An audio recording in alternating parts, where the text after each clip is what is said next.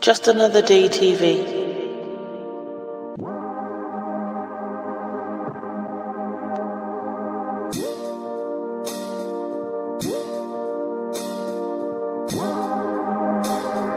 Narrator.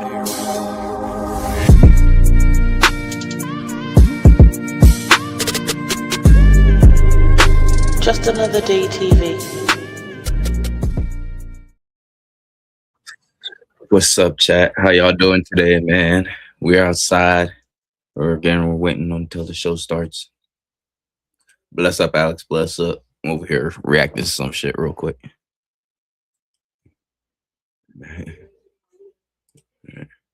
All right, chat. It's El Noche. It's a Mexican thing, man. I feel like someone definitely snitched on this dog, bro. Let's go over here. Cause this man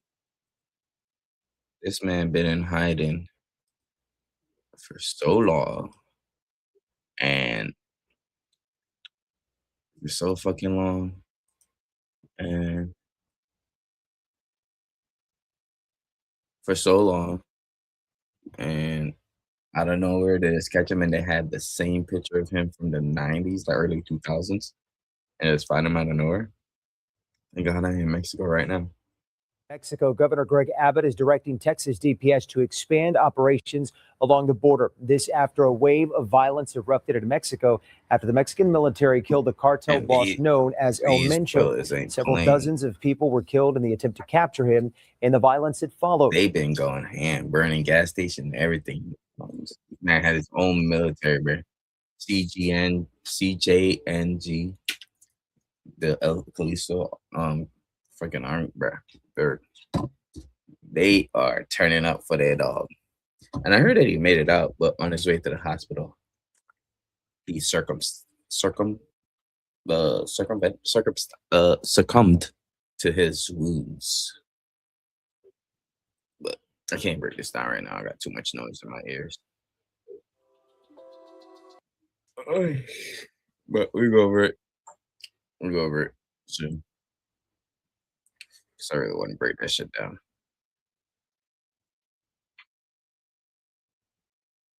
But what's up with y'all today? How y'all feeling? When to start the show? How y'all feeling today? What's up with y'all? How y'all feel about these topics we're dealing with today? How y'all feel about the topics we're discussing today?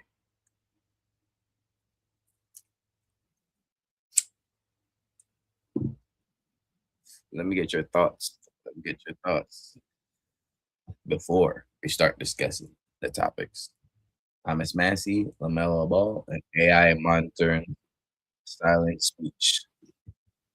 Damn, so much.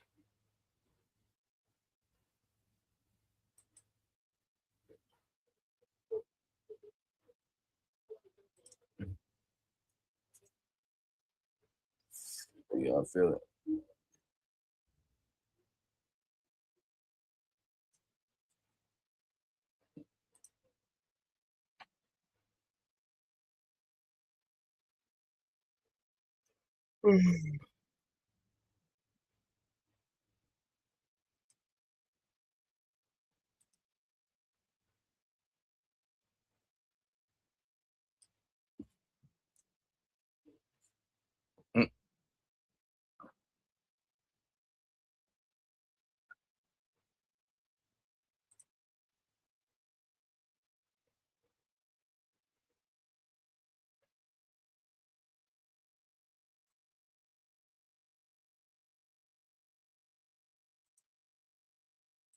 No.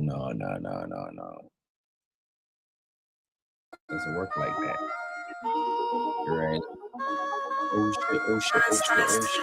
shit. I'm on YouTube. Can't do that.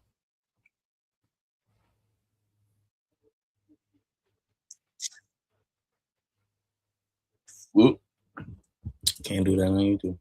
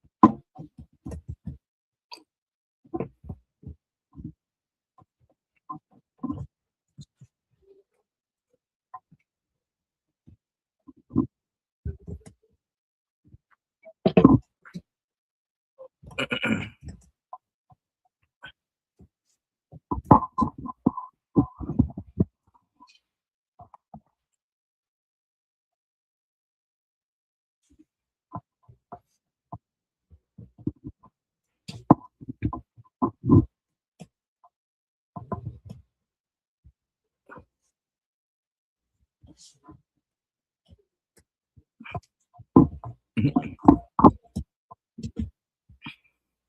Mandela effect.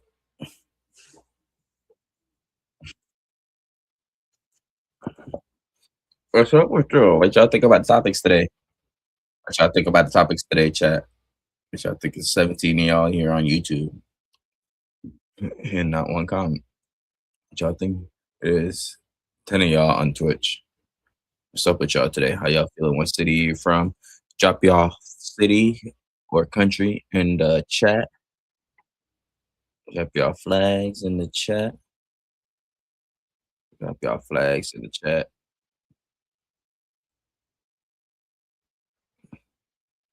Drop your shooter, America. Nah, baby, good.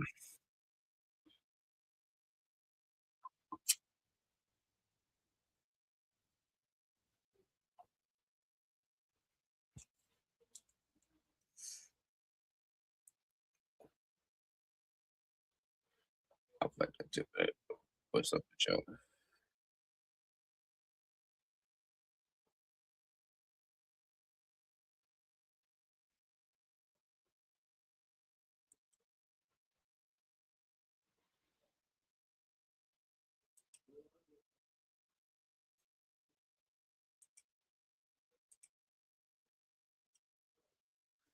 Literally saved the game. In the Can't let y'all hear behind the scenes conversation. It ain't right. You know what I mean?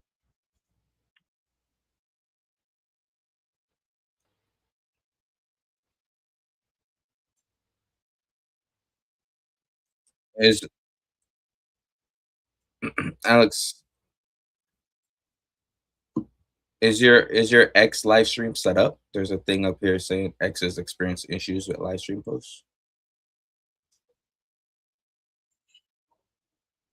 Oh, okay. All right, bet.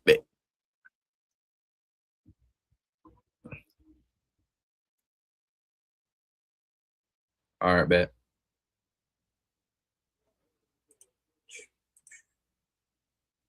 Wake up in the morning.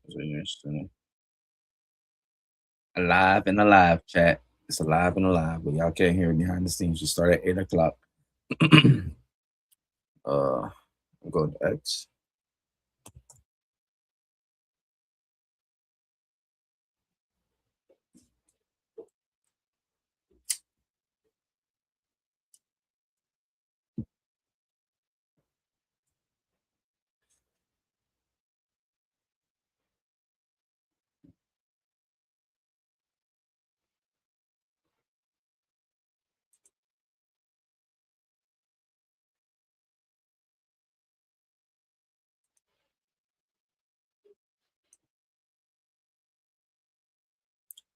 Yeah. No, you're good. You're good.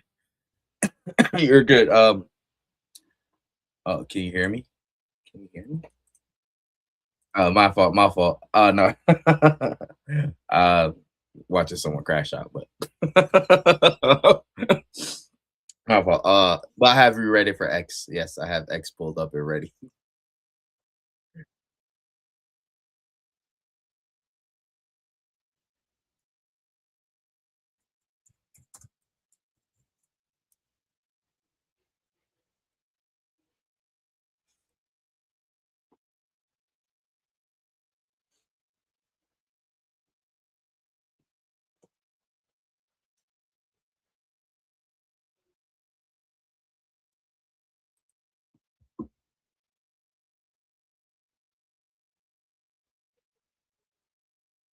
Babe, babe.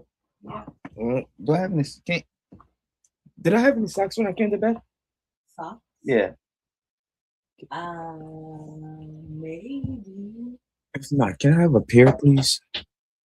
Doesn't matter what kind.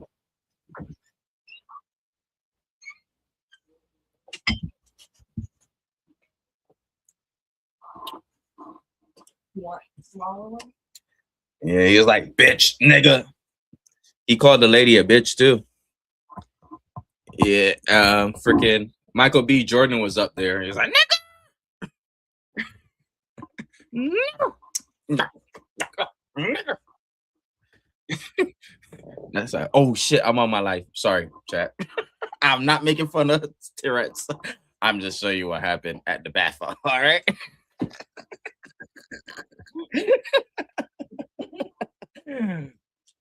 I'm just showing you what I thought happened. He was like, bitch, nigga. I am reacting for educational purposes. How I thought it happened. You know? But yeah, that's it. That's all. That's what he did. It was RR. It was a R. But listen, it happens. I seen like black people with Tourette's can't stop saying the N-word and bitch and shit. Like it happens. It happens. And cracker. Yep. Yeah, all of it. So hey, I'm just saying he shouldn't be been close to any mic. I think that's very fair. You have someone that can't control what they're saying, don't put him next to any hot mic. And then it was a 2-hour delay. Like they could have bleeped it out.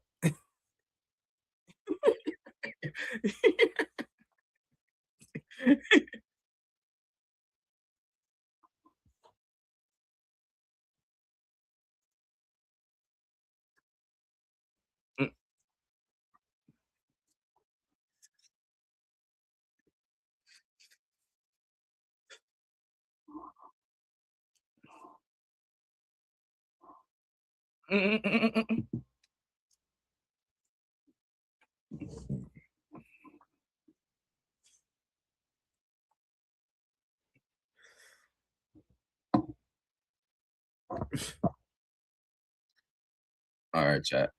I was like, We're here talking. Augustus Gloop is the Charlie fat the kid that falls in the chocolate river. That's what was freaking me How y'all out. I was feel- like, what is y'all there feel about a today's topic? fictional character called Augustus Floop as well? I was about to be like, what a shallow pool of creative names we're dealing with anymore. No one in the I writers' should room clip said, that "Hey, and put it out on different my other name. channel. Different. Like, Rage Bait Show. Adolf Floop. Why you gotta go Augustus? Augustus Floop." It's already been used. Alex and I immediately. That doesn't sound. Yeah, I think you I don't think. crossed some wires, Doug. Pretty damn close. One letter. Who is the thumb guy from Spy Kids? Thumb guy. 45 seconds. Fegan Floop. Holy shit. It's not even Augustus. But you got the Floop. Yeah, you got. I mean, Doug, you were. You gotta half be pretty psyched with the Floop. I thought you pulled that out your ass. I have a good memory. Fegan remember? Floop. This is who I was thinking of. Yeah, that guy. Okay. Yes, no, that is him.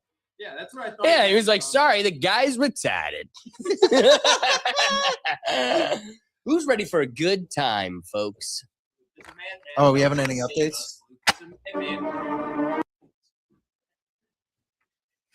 And Doug's ready for a good time. Ready to watch. 5 seconds. 5 seconds. 5, 4, 3, 2, 1. 8 o'clock.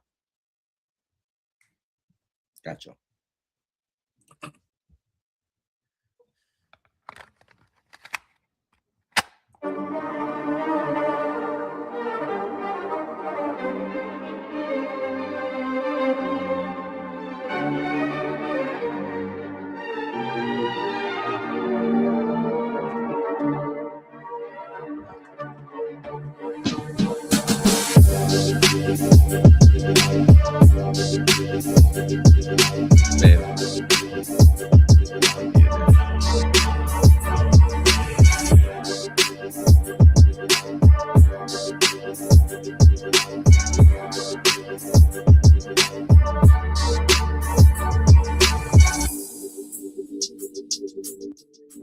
Hey, what's going on, everybody? And thanks for joining us again. We're live, and welcome back to the Rethink Tank Live, the show where we question the narrative, challenge the consensus, and pull apart the headlines everyone else just scrolls past.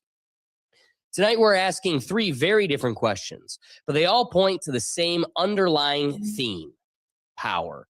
First, is Thomas Massie the most principled member of Congress? In a political era built on party loyalty and performative outrage, what does it actually mean to stand on principle and not on party lines?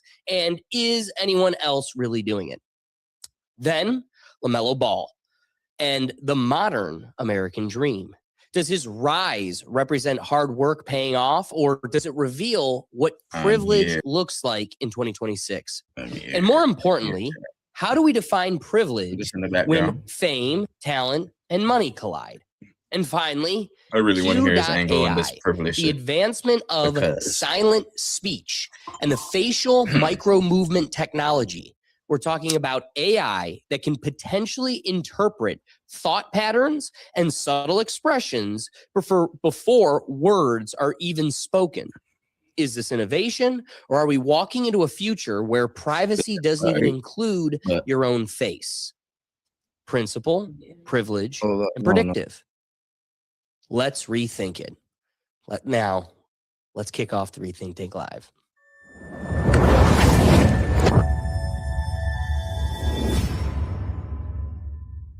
That have joined us before, you know that we like to kind of kick off these episodes with a little bit of a update, if we have them, on any of our past topics.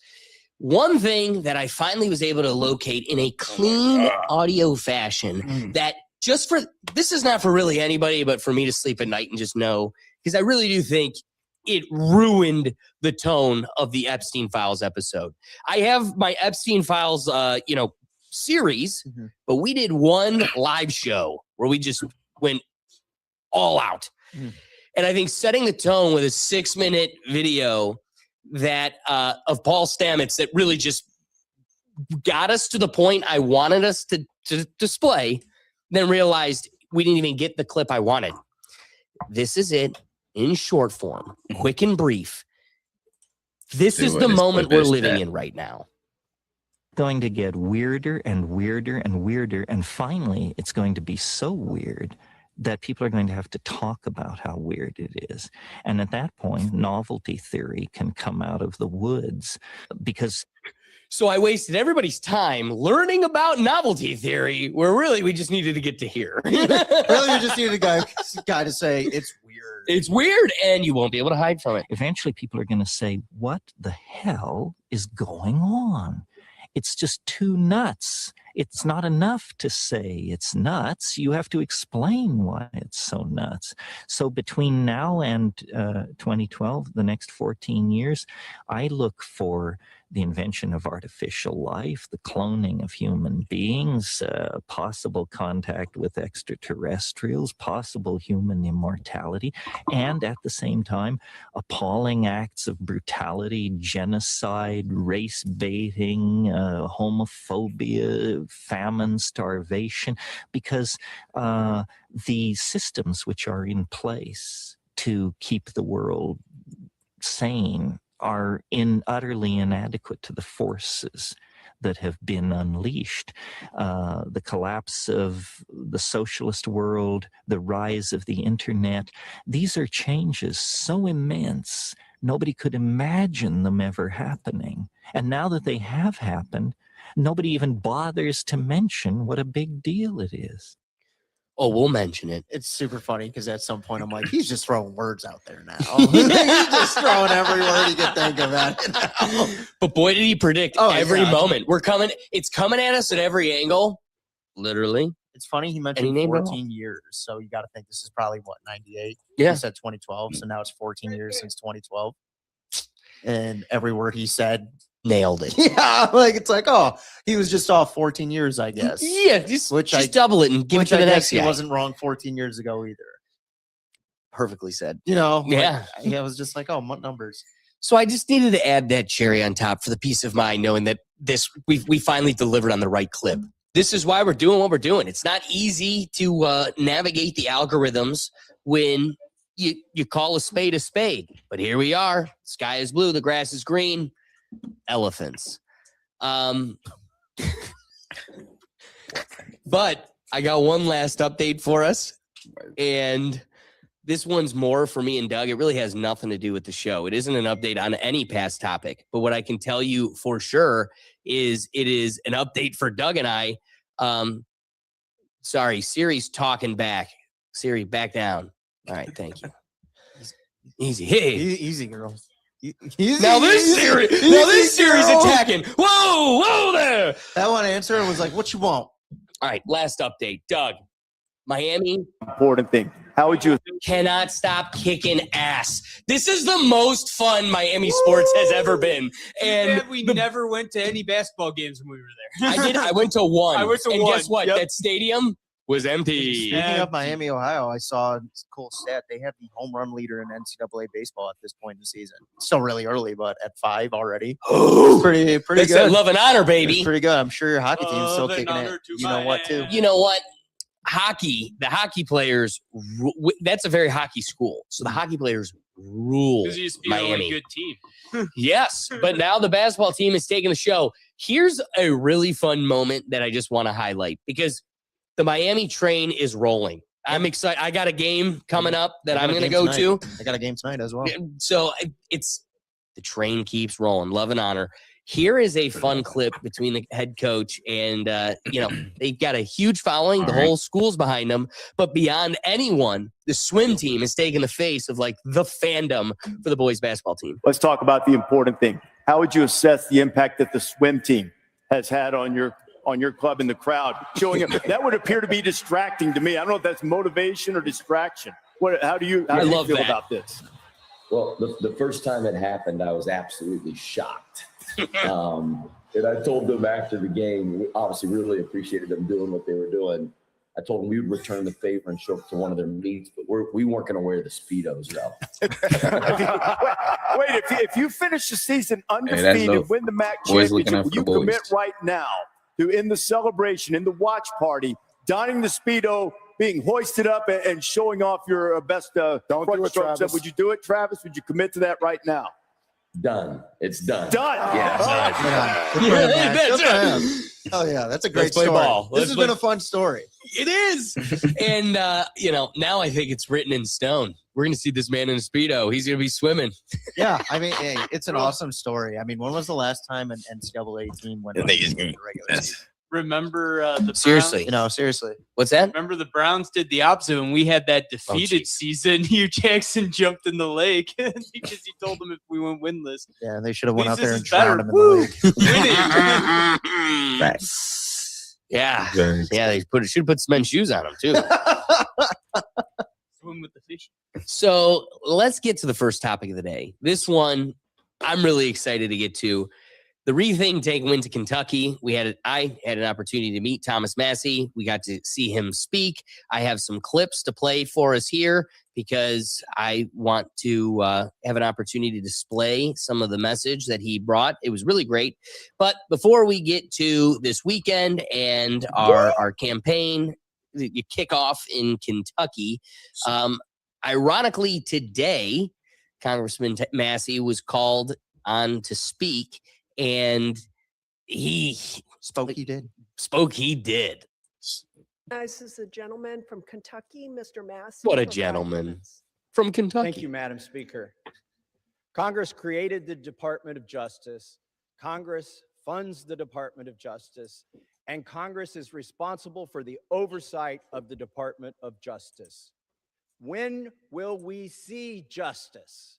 I'll tell you what I've not seen. I've not seen any arrests from the revelations in the Epstein files. Over 3 million documents describing horrible things, describing unspeakable things.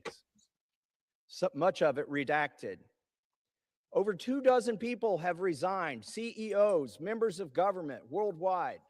But I haven't seen any arrests or investigations here in the United States from this Department of Justice.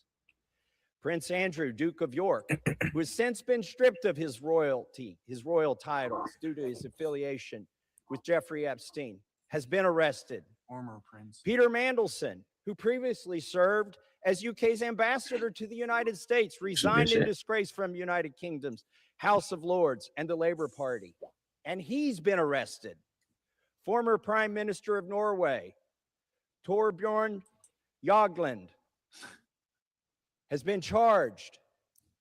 But we don't see any charges, arrests, or investigations in the United States. What do we see?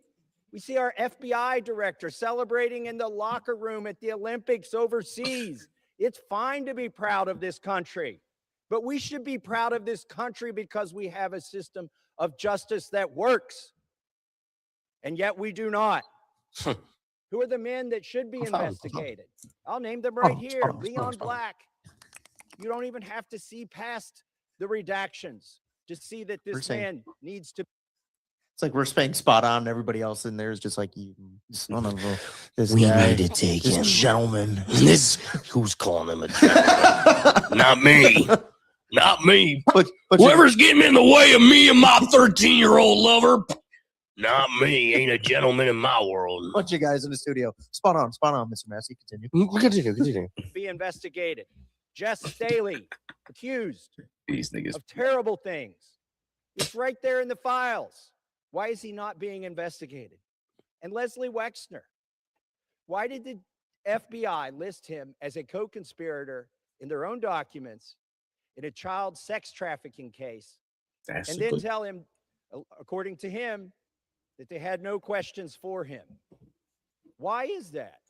Well, the Epstein Files Transparency Act requires the DOJ and the FBI to disclose to us their internal memos and emails about how they made those decisions, whether to prosecute or not prosecute. Yet they have not delivered those memos. And we still don't have the memos and documents and emails from 2008 to explain why Jeffrey Epstein was given such a light sentence in what would have been an open and shut case of child sex trafficking. Say it. Which allowed him to go back and recommit these terrible crimes, create hundreds of more victims, and ensnare so many other people in his conspiracy. Where are those documents that describe those decisions? We need justice. We want the Department of Justice to get to work, and that's what they need to do now. Now. I actually have one piece of advice, and this is what he should do every time now. So he started off with hundreds, and you and I both looked at each other. It's definitely more than hundreds. But every time he should pull the Bernie Sanders, where he just goes up to like now the thousands, tens of thousands, yes, hundreds of thousands, millions, just make it tens of millions, as high as the infinite as high as the national debt. That's what he should do. There were 38,400. That's what I mean. Like that's what I 38 mean. million. You should just take it to that extreme. I agree. Keep the same. Everything else. Kick Speech Twitch is and great. YouTube. Yeah. Speech is great. Well, and again, this is why we asked the question, is Thomas Massie the only one with integrity left? I do not want to take away from the fact that, and Thomas Massie says it himself in his speech that we were able to see in Kentucky. One of the things that he emphasizes is this wasn't a lone project. It was a bipartisan project. So representatives like Ro Khanna should be also praised. It's one of those, at this point, I'd vote Democrat. I'd vote for that guy. Yes. Anybody that's looking this in the face, this machine that is laughing at us. Here's what I want you to know. Every time, is it Larry Y'all Fink? disagree, That's chat? the name I want What to y'all say. It's the guy that's always How standing y'all next feel? to Y'all Trump with disagree the with bald Alex? head. How y'all feel? No. I don't the think Trump that. got Fox in the Yeah. comments. On the No, that's skirt. not his name. No, dang it's it. not This him. is the BlackRock guy. I know. Dang it. I know who you're talking about. Yeah, I cannot think of his name. He was on the island where he said he didn't know him. Yeah. And they went for snorkeling or whatever. Like he did the "It's Always Sunny" bit. Yes. Oh my God. Just look up the Secretary of Commerce. Is that what he is? Secretary? I'm pretty of sure he's Commerce? the Secretary of Commerce. Secretary of Commerce. They bring up Always Sunny. Sorry, gang. I need to get his name right. Lutnick. I said I Lutnick, need it. Yeah, Yeah, Howard I'm like, Lutnick. he's the current Secretary of Commerce. Okay. Every time you see Howard Lutnick laughing at very serious shit next to Trump, be clear, he's laughing at you. He is cackling over the fact that he got another one over your face in broad daylight. It like broadcasted to your living room. Who's Howard Lutnick? Chat? Who's Howard That's Lutnick? his MO. So at this point, yeah, party lines gone, eradicated. Any person that's looking that machine in the face and willing to take Howard up the Lutnick. challenge, that's my guy or gal. I don't discriminate. Guy or gal. And we'll get to it on the next one. any level of melanin you want or don't want, I'll vote for you as long as you join the true crusade. They got to give it a name. They got to give it, call it like the coalition or something. The people. It's us against the machine. So let's get to it. Wait. Call it the coalition of people, the cops.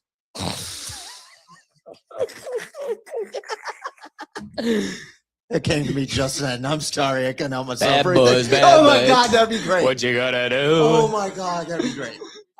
You're selling me on it. Y'all wanna see You're our selling lightning me on it. The coalition of people led by Thomas Massie and Rokana. Right. Right. Yeah, I'm intrigued. Now, one of the questions I wanted to ask him, but at the same time, it's developing that. This is Howard Letnick chat. Secretary of State. And he's part of the Epstein files. If I could have a question for the show, the thing I wanted to ask him was like, man, you still really give props to Marjorie Taylor Greene. You clearly don't feel abandoned. I do. I feel like she held the line up until like Jake and I also acknowledged. Clearly, he's willing to give her a pass because he knows why. The secret reason why she had to step down. The ominous And so it's one of those, like, Jake and I, we agree. If she got a video of her kid in a van duct taped, like, no more, nothing else said, retire. No one will blame her. Thomas No one blame Massie. her. So clearly Thomas Massie doesn't blame her. So one of the questions I want to ask her is, ask him is, you can't tell us what it is, but can you instill some sense of confidence that she didn't abandon us? Because you clearly don't feel it. And as an outsider that has no idea why, and everything else leaves you to assume, it's, James O'Keefe, his podcast is their The kids Price is My got in Life. trouble. Her kid got in trouble or something, and they're like, Marjorie Taylor Greene claimed that was her MO and then abandoned the post. So clearly it isn't. Or something else is so right. So it's like, why do you still have that confidence? That would have been the question I really wanted to ask. I like that question. That'd have been a good but question. after hearing him speak, one of the questions that I have queued up that'll be a lot less politically inflammatory and a good softball for him has to do with meat, which is, it's interesting. He's done this bill with the Epstein files, the act, but he has a bill for meat initiatives that also are super exciting. So I'm going to put a pin in that and save it for when we get to it. But if you want to talk about an American guy, like just pure, this was the most Americana experience you could have. Doug, you'll appreciate the fact that when we went, so we're driving past what turned out to be the venue. And my buddy Jake, because we were going to get lunch beforehand, and he goes, what are the odds that's it? And you can see like Thomas Massie signs, and it's like, it probably is. The fact that this thing shared a parking lot with a Skyline Chili. So you probably loved it, Alex. Oh You were my so gosh. happy, I bet. How about this?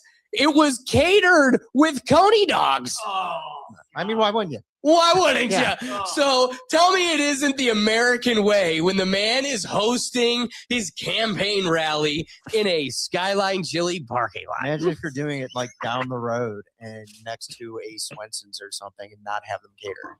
Oh, it'd be. Like, You're that's right. Great business. point. You know what I mean? It's like, that's great business for them. It is. It's just money. It's so before the speech, I just love that he's doing underground reporting. before he kind of gave his. How long just before It was you about get like into it? 2 hours, maybe altogether. not bad. But he maybe spoke for about an hour, 45 minutes. Yeah. It was solid, very solid. Got to the point, but also didn't exhaust everybody. But as he arrives and just some of the characters you see there, like this guy just straight up pulled rabbits out of his pocket. His wife had one too. And here's like, literally there's one on his shoulder if you don't see it. And then he handed Thomas Massie one straight out of his pocket. So before Thomas Massie got there, this is under the tent. I'm looking at him and his wife. He's got this thing on his shoulder, a rabbit on his shoulder, and she's holding a rabbit behind him.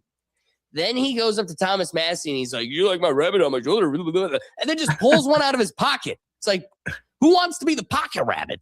The guy on the shoulders living the high life. Pocket rabbit got to be held by Thomas Massie. Pocket rabbit also was in the pocket the whole time. He literally got introduced by Elmer Fudd. That's what this man sounds like. But can we talk about an old white guy in Kentucky with black rabbits on his shoulder with the Jordan dunking on his hat? It's American.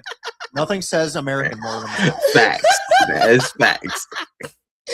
So, before the That is so speeches true. got going, I had an opportunity to speak to the congressman, and it was a great opportunity. We talked about he brought up the only time he was ever in Cleveland was for the RNC. Bro. Which one? Bro, what's on your jacket, bro? I'm glad you noticed. Why you Thanks go for bringing it dirty, up. bro? The thing I was going to get to is dog.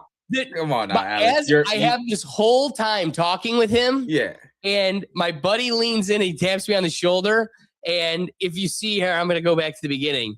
There's this white post Oh my behind God. me, and the whole time I'm just kind of, and there's all these people. Like I kind of had to weasel my way up there. So like I'm getting bumped into it and everything.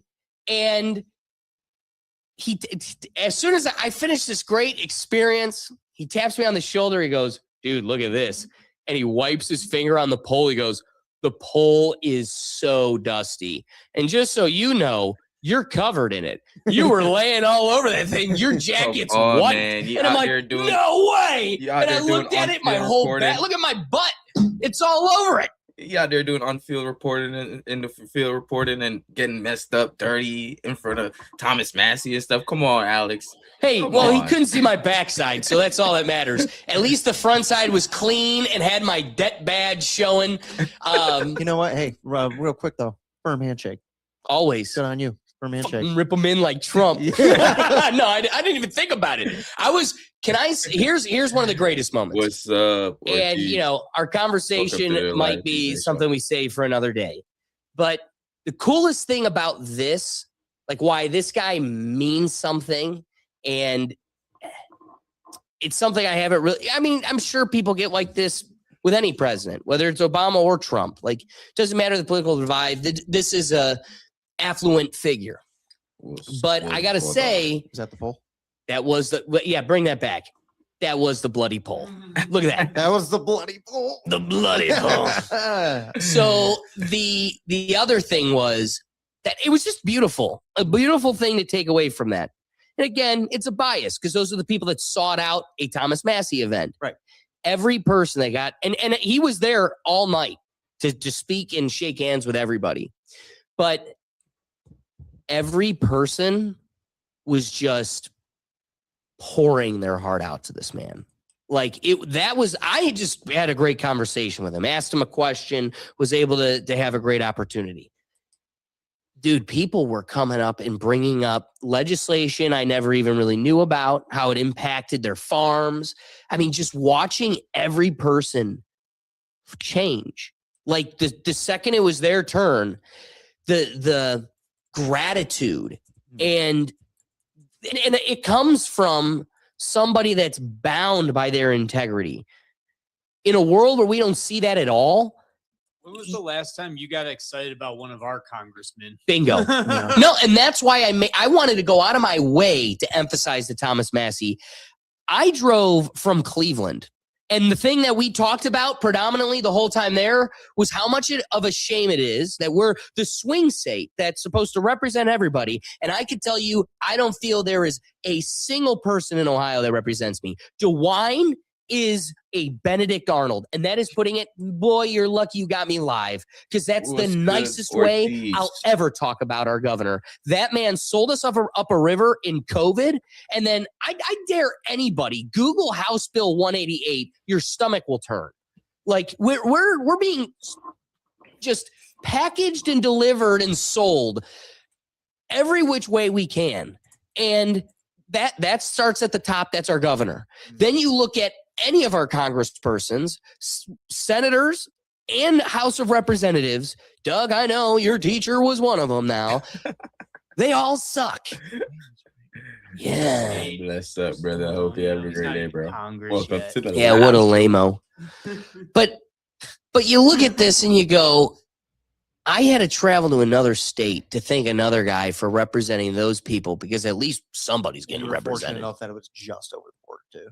It's not like you That had was to the drive fantastic part. down to the bottom part of that, which is not like a long state, but it's not like going from Cleveland down to there is what 4.5, 5 hours. Yeah, regardless. yeah, 4.5 You know, hours. I'm sure to go through all of Kentucky Whew. probably takes about 2-3 hours at most, but still, it's not like you had to add. that Now on you're top doing of it. 8. Right. So no, really. So cool. it was a great moment. Hey, But glad- now let's kind of get to. I have glad to some of have the you in the building, speeches my brother. that he or you know. Much love, bro. I have Thanks for series stopping of by. clips from his Hope you enjoyed speeches that. because I do think a lot of his positions were noteworthy. And if you want Real your quick, comments on the show, looks you like can the same definitely size as jump you. over on Notice that. look at my You know, description. well, it's funny. Whenever And you their see, channel not a is there. huge You can guy. but click whenever you see them over on there the and be in the floor, it's comments kind of too. hard to tell Oh, exactly. can I how- also, I don't want to Dave Portnoy the whole They'll pop it up on situation. the stream and shit Everybody if you have take a note. question. I'm standing on a little bit of a curb. Oh, are you? Okay. I So- couldn't tell. I was gonna say, I was like, yeah, I mean, I'm not Dave Portnoy. I don't need to be a midget that thinks they're big. I know who I am. I'm this tall. I mean, I am. But you don't think you're big. That's what I'm No, saying. but that's I'm the thing. not someone that thinks they're big. I know what I am. But it's always one of those things when you see them So like, just think, like, the extra landing strip of forehead that I have over his head is really just the curb. but that's the thing. It's like you always see. Look at that forehead. Damn. You always see the videos of them like on the floor Yeah, talking. You this can't really get a gauge on how tall some of these guys actually are, unless you look at them and you're like, that dude's just tall. Right. Like, unless you could have a check and be like, that guy looks at least 6'5". So it's kind of interesting. But it was just awesome. He's such a great guy. And let's get to some of the positions he presented because I think they only even get any better. Oh, He looks like a dude from Southern that's Ohio. the bunny. Yeah, You know what I he mean? looks like one of us. Yeah, Just like a he guy. just You know looks what's just a cool dude. is a guy like this can here we'll just do one last time. But the fact that a guy like this can come from stripping his field. I was just prepping my tractors He and looks like he was stripping my working the field. farm this morning, and then in the afternoon had to put the suit and tie on. Dude, they got a Lincoln. Yeah. Guy hopped in, showed up yeah. to this, was like, "Hey, let's talk."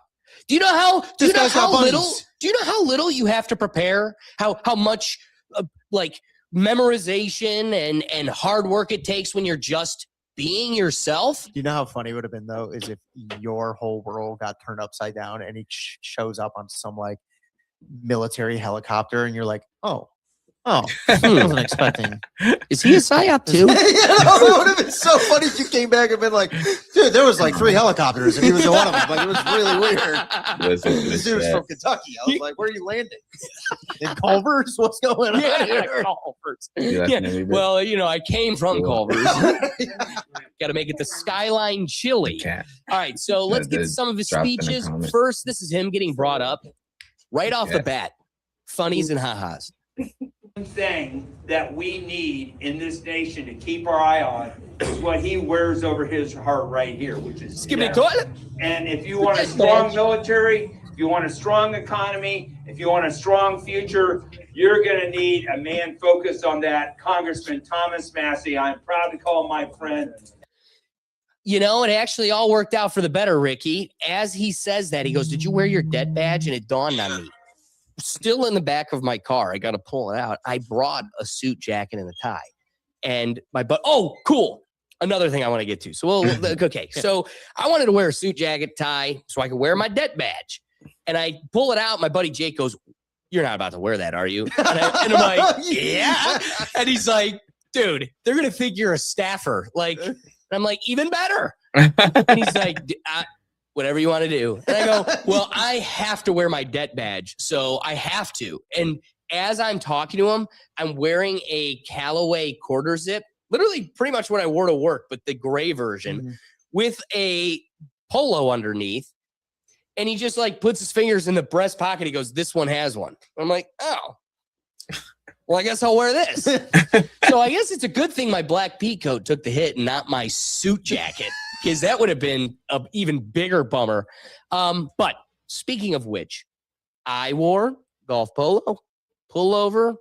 Look good. Everybody else, all Cowboys. Yeah.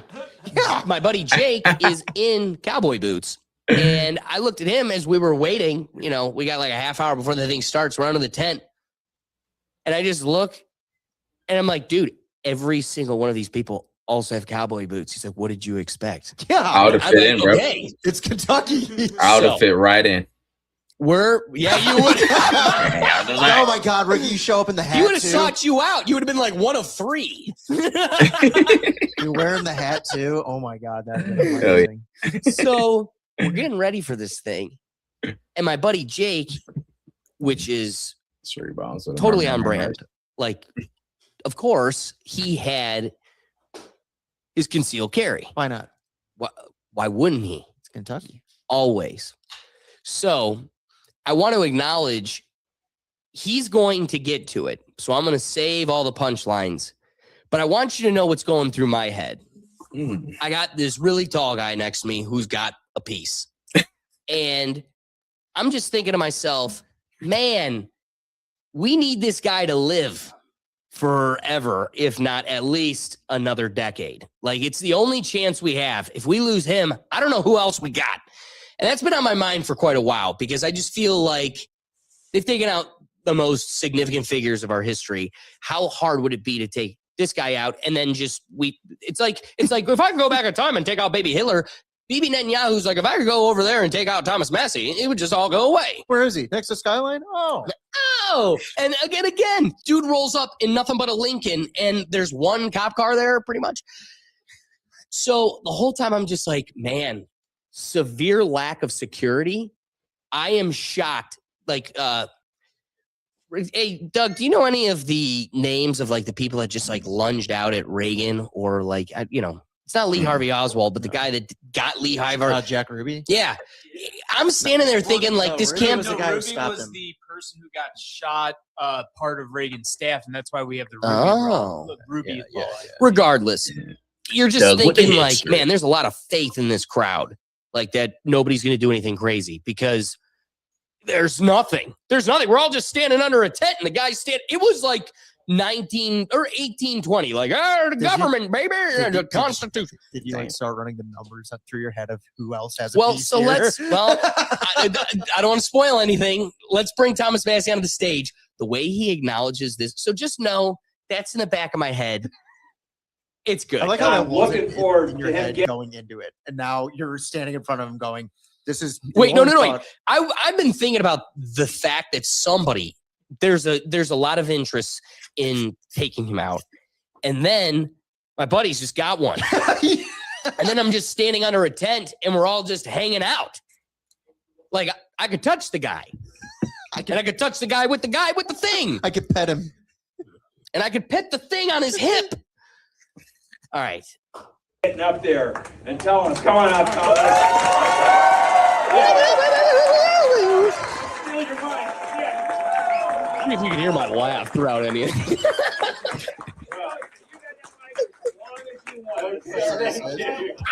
They'll all be here. That's a reference to Snatch Game, when they snatched my mic away. Maybe we should come up with a different name. I hear that laugh in the background. I would have. I will leave that alone. So, like 30 minutes before this started, there were like 30 of you here. And I was worried that nobody would show up. And I'm just blown away. Like, it's a good thing it's not raining. You don't all fit under the tent. But we're making it a big tent. We really are. It's a big tent. I try to... What do you think Alex is saying in the background chat? Sometimes they get mad at me in D.C. for how I vote. I don't know. And I point out to them, I'm like, look, 219 of you voted a certain way, and you represent half the party, and I'm the only one today representing the other half of the party. I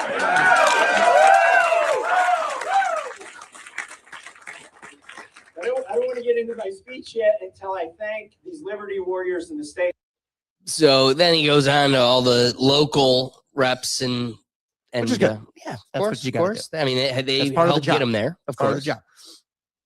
And but I also, before I get rolling too fast here, I want to thank my wife. She's taken some heat from from the president. And then he goes on, like, I didn't know how long this was going to go.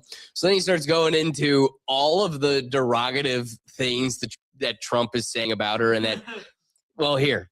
Then he brings her on. And let's be very clear. Trump should throw all the stones he's got because Melania never was and never will be. Is this guy going to be naturally the next beautiful? Trump, as a guy that is he's hyper obsessed with these types of considerations and measuring in these ways, just know you'll forever be in Massie's shadow. This woman is the most beautiful, and the videos just don't do it any justice. But also be clear, and that was the thing when we were talking earlier that I forgot to emphasize. Woman. There isn't a scalpel that has touched this woman. And I think that's what further enhances it is we don't have this anymore. Just Americana beauty. This is my secret weapon. She is the one when I said I'm having dinner with Pam Bondi. Okay, he ain't lying. She said, ask her about the Epstein files. And I asked her about the Epstein files, and I could tell she was covering something up. And the rest, as they say, is history. The president said that she's a flame-throwing liberal. So she's sending me flame emojis all the time. But it's the flame of liberty. Well, I'll do give this to her. She does look better than Melania. She volunteered for Ron Paul's campaign No in plastic surgery, nothing. 2008. Yeah. Oh, really? But no, I would say that. well, she's been involved. I got a $3,500 donation from Pennsylvania, near where she lived, and I showed it to her, and she said, "Oh yeah, he was in the Ron Paul meetup group in 2007."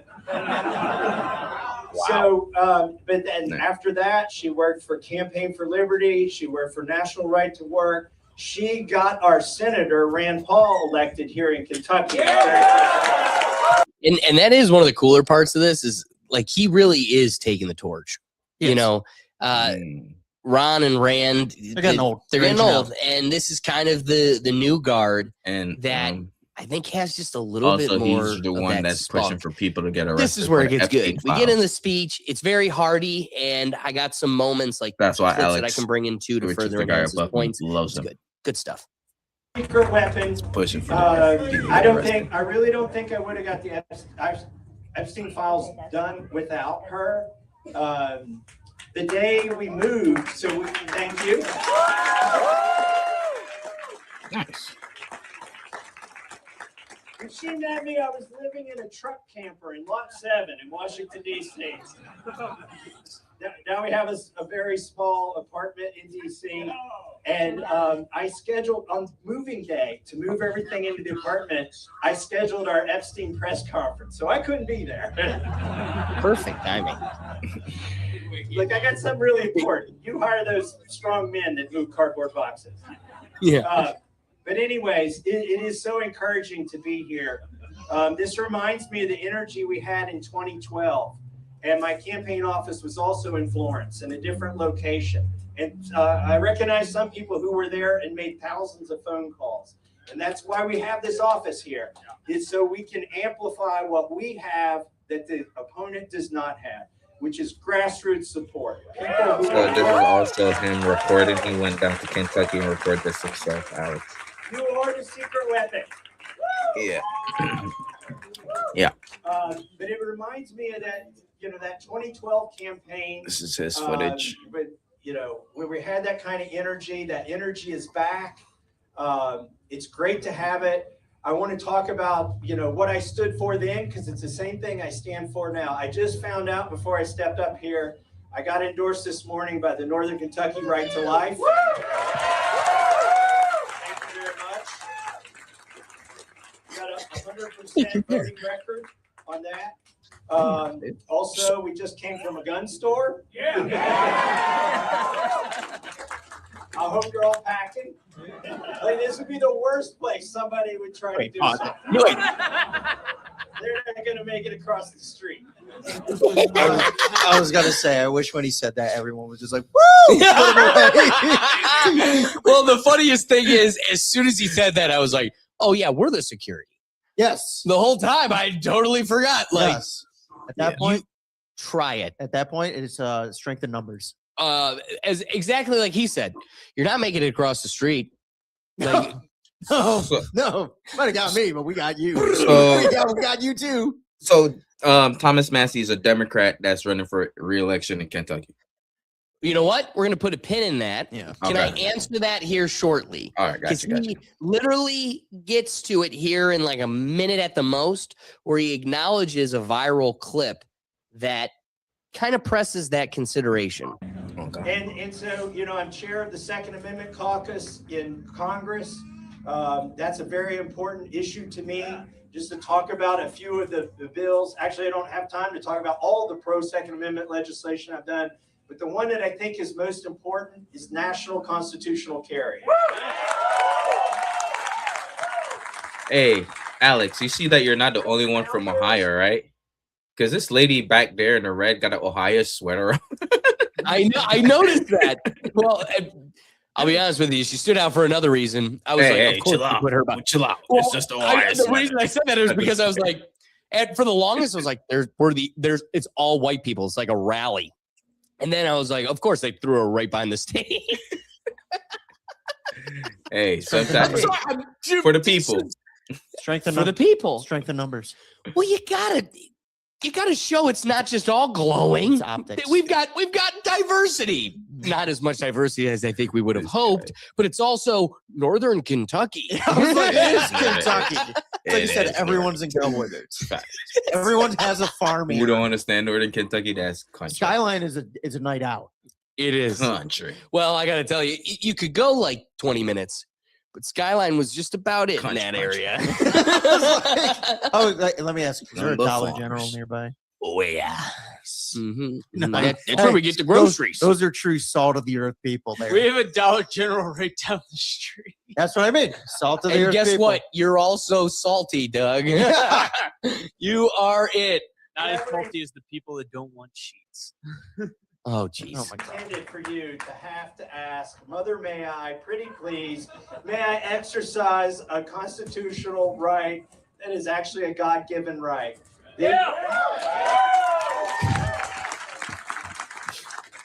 So that's that. So those are the two things, in 2012, pro-life, pro-Second Amendment, and pro-Constitution. Very key. Skibbity-dibbity-doo. We cannot lose our minds. I mean, populism is good. Sometimes it lines up with the Constitution, but it doesn't always line up with the Constitution. I have 3 tests before I vote for anything. First in tats. Washington, I was like, I okay. love this. These are the 3 considerations before he makes his vote. Number 1, can we afford it? No. Most of this stuff we cannot afford. Okay, even if it's a good thing, can we afford it? Number 2, is this a state issue or local issue, or should we really be doing this at the federal government? Because a lot of the founders intended, for instance, things like murder. Murder is not a federal crime. Like the founders never intended for murder to be a federal crime. It's kind of mind-blowing when you think about it. And then the reporters may come out of here today and say, Congressman Massie's for murder. No, it is regulated at the state level. All the Who's that one? The clown found that one funny. Someone would clip that judge for and put it out there. it is a state crime, and that's the way it's meant to be. We're not the solution to every problem in Washington, D.C. I had a reporter send me a Ricky. list of 18 bills where I didn't Oh, vote this for the isn't it. party. Yeah, this is it. Why are you not voting with the Republican Party on these bills? And I looked at them and said, let's see. 9 of them are spending bills. 5 of them violate the 10th Amendment. 2 of them are for another war. And 1 of them is raising taxes. What the hell? Why are these Republican bills to start with? Bingo. So to kind of answer your question, he's going to hammer it home even further, Ricky. Because Trump calls him a Democrat, far from changes his political party. And, if anything, it enhances his likability across the aisle because he is as close to a moderate conservative as it gets. I think the thing that hangs up a moderate Democrat from considering the other side of the aisle, a moderate conservative, is abortion. Like that's the topic that everything he's saying right now, like he's going to get into meats, like I said, and right now he's going to get into more of like the political bipartisanship. I think everything kind of appeals to the masses on both sides of the aisle. It's that one trigger point. That's what defines him as a Republican. But the saddest part is, like he pointed out, only like 9% of the bills has he not voted Republican. And it's because they don't reflect Republican values. Right. So you look at Trump and you go, you hate me because I'm not getting in line like a good Nazi. But also, you're not voting or doing anything you ran on. Like, sorry for me holding the principles you sold the public. That's what's making him an enemy, is Trump was a Trojan horse, told us what we wanted, did the opposite. Well, Thomas Massie wants to carry out what he told us, and that's what makes him a bad guy, is Trump's trying to go the other direction. I was going to say, it's pretty moderate. Oh, yeah. He's pretty moderate. I mean, literally, the only thing that I think diverts him away from that consideration is the right to life. And I think that needs to be an issue that gets suppressed in people. Are you having a baby right now? If so, then that should be you should vote on that. And it's If not, then shut the hell up. They're eating kids and they're making our debt. It's still tolling. Like at a certain point, let's reevaluate our priorities. We can go back to baby killing the next half a decade. But like, let's take a break. You've been slaughtering babies for the last 2-3 decades. Let's put a pin in that. You can still do it. That's the asinine part. You guys are losing your freaking minds. You can still go kill babies. This is what I love. But like, maybe let's take a look at this guy and go, yeah, but everything else is just about as moderate as it gets. Yeah. Got you. So I'm going to let him go here because Ricky, this point only further answers your question. I don't know. If you saw some video, it kind of went viral. There was some guy in the hallway trying to get a gotcha moment. Let's take a quick look at that gotcha moment. Ricky, I don't know if you had a chance to see this, but it's pretty great. Party affiliation and Democrat. I thought you did. I vote with Republicans 91% of the time. And the 9% I don't, they're taking up for pedophiles, starting another war, bankrupting our country. Dude, tell me that isn't perfect. Yeah. The only 9% I don't is when they're protecting the most evil scum of this earth, exacerbating our debt, or harming the society. Whoops. How dare you? 91% of the time still votes Republican. So That's the problem still an is A. it's a narrative. What's that? That's still an A. That's still an A. Like technically. An A+ Republican. A- Republican right there. Say, It's an A- Republican right there. We went blue ribbon. That's an A. Blue ribbon's an A+ for us. He's hired. Yes, he's hired by Laura Loomer, I presume. Well, it is true. Actually, it is funny. And the whole crowd, me too, me, boo, I booed loud. But coming back to this clip. So all this footage is from him recording himself. You want to know how brilliant he is?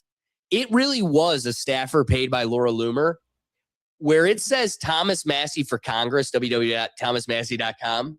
It literally is her watermark of LauraLoomer.com, whatever. Oh, I see. And what so, you mean, yeah. like, the official clip was posted by Laura Loomer.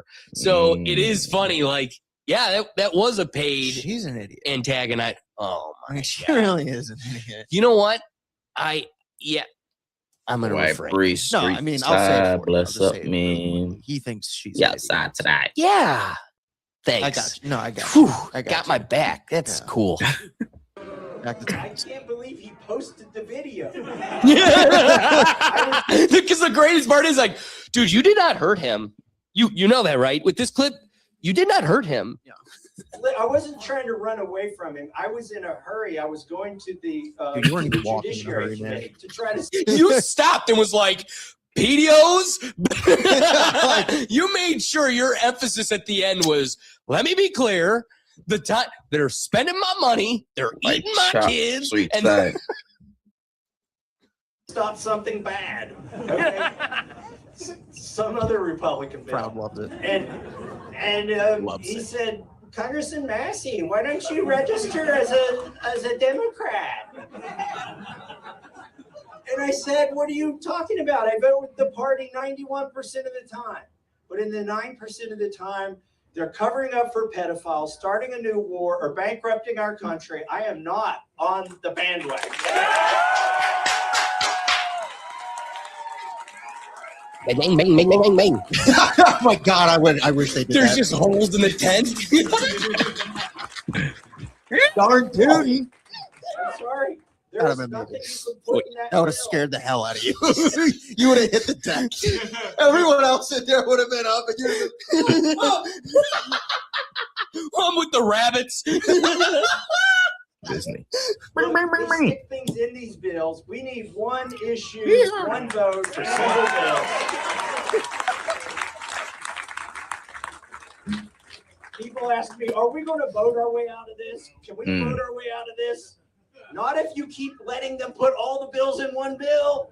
You ain't voting your way out of that. Even the congressmen can't vote their way out of that. Because if you vote against the omnibus, they say you voted against soldiers' pay. If you vote for the omnibus, then you voted for Planned Parenthood. Like, there is no way out of voting your way out of it until we separate these bills. So there's a famous clip that went viral of Thomas Massie, kind of acknowledging the thing that I'm really trying not to get cynical about the fact that I don't know if we can vote our way out of this. The greatest answer to that conundrum, can we vote our way out of this, is the only way we can is if we get rid of omnibus bills. It's got to be one issue voting. Oh yeah, just a BS. Because as he said, if you put 50 things in it and I vote against it, you're going to say, oh, he voted against blind kids. I like that. It's like, okay, that's the caveat on the way bottom. If I vote for it, you're like, look at. I like that because I never understood when everybody say a bill just passed and then it's like, oh, but did you read page 348? I'm like, why is there 348 for one bill? Like, I thought it was like one this stuff thing. Through. They only push one agenda and hide everything. That was a big thing the administration ran on, like saying, look at what they've been putting in these bills. Here's the deal. You've got butts in seats. You got that, right? There's over 500 congresspersons. You've got butts in seats today. Do you know how quick it would be to be like, blind kids, aye. Murder, nay. Just start going through it. Like, what are we paying you for? Right. The thing they always say is, yeah, we got to do these big super bills because we can never all agree on stuff. It's so hard to pass things. We got to do it at 500 policies at once. No. They're not super bills. They're big, beautiful. Yeah, I forgot. They're not ugly. Sorry. And they're not slender.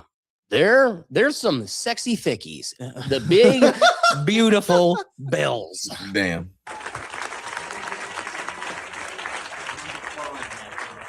And that's when they do vote.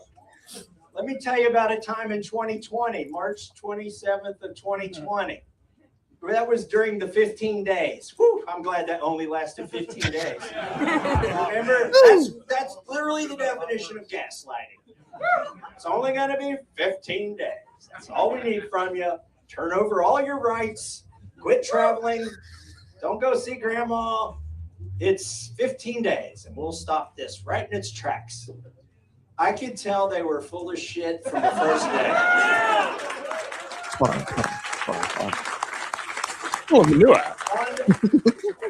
I think it was on the 9th day, I got a call here in Kentucky. They said, stay home. We got it under control. We're going to spend $2.2 trillion. Nobody has to come to work. We'll do it by UC, unanimous consent. Listen, I've objected to post office namings. You think I'm not going to stick them, send them on their way, right, Doug? I got in my car and I drove overnight and I got to Washington with the CARES Act. And everybody, by the way, it polled at 81% popularity among Republicans. And people thought I was committing, political suicide. I thought I was too. I asked my top two staffers, I said, I'm about to get my car and go end my career, and none of you are going to have a job. Are you okay with this? And they said, we don't want to work for you if you don't get in your car and go do that. Woo! Kentucky's my people. Probably gonna be like, they're all like, no. So I did it anyway. They're on the 9th day to slow the spread. And I said, I'm going to eject here in about 30 minutes if you try to do this. And they didn't want it to fail. So they said, are you serious? So I'm serious as a heart attack. I've been sleeping in my car, eating pretzels and peanut butter for 2 days to pull this off. And so they reassembled Congress. They had planes, the airlines were shut down. Everything was shut down. They had to fly like Delta jumbo jets on the route that wasn't even going to take off that day. And they had 2 people in it, Nancy Pelosi and somebody else from San Francisco. But they all got there. They all hated me for breathing air. They had to do their jobs. I was so glad when Marjorie Taylor Greene showed up. This is why you gotta love Doug. I mean, I had to work during the pandemic. I guess I don't get it. This is why you gotta Nancy love doesn't have to work when there isn't a pandemic. It's a hard knocks life, baby. CNN called me the most hated person in Washington, D.C. Oh, I forgot. That's the first time they got the news right. But when Marjorie got there, You got a Thomas Massie shirt. I was just the most hated man. The event. But now I'm back to the most hated person. She's gone. You got the Massie shirt. Where you bought it? You're so happy. I'm sitting there. I know some of you heard this story. I was sitting on I the guess floor that's of the what you House get when ready you to do object to the bill. underground reporting. This is President all his calls me, footage, by the way. and He I let shot it go to this. It's not no voicemail. TV channel, right? Called me I would. again. I let it go to So voicemail. shout out to the guy. I'm Alex. convinced, actually Right now here. thinking back on it, Shout I out didn't think Alex. this way at the time, but I think they were trying to distract me from objecting because it was about to happen and they knew if they could get me off the floor, they could just rush this bill through. So the president went to voicemail 3 times. I finally caught a break in the action, went out to the lobby, and I called him back. And he said, I'm coming to you like you've never seen. Never in your life before have you seen the way in which I As good as like. I'm more popular than you in Kentucky. And you know it. Damn, he's doing a good job of imitating Trumpster. And you're gonna lose. Well, I didn't lose. Fuck yeah. The whole thing has just been a giant dunk on Trump, which has been kind of the highlight. I'm going to skip the meat legislation. That's going to be the last one. So the third and final topic that he had, that'll be our transition period here, is the Epstein files. So here is Thomas Massie giving a little spiel on the Epstein files. Never heard of, called the Epstein Files Transparency Act.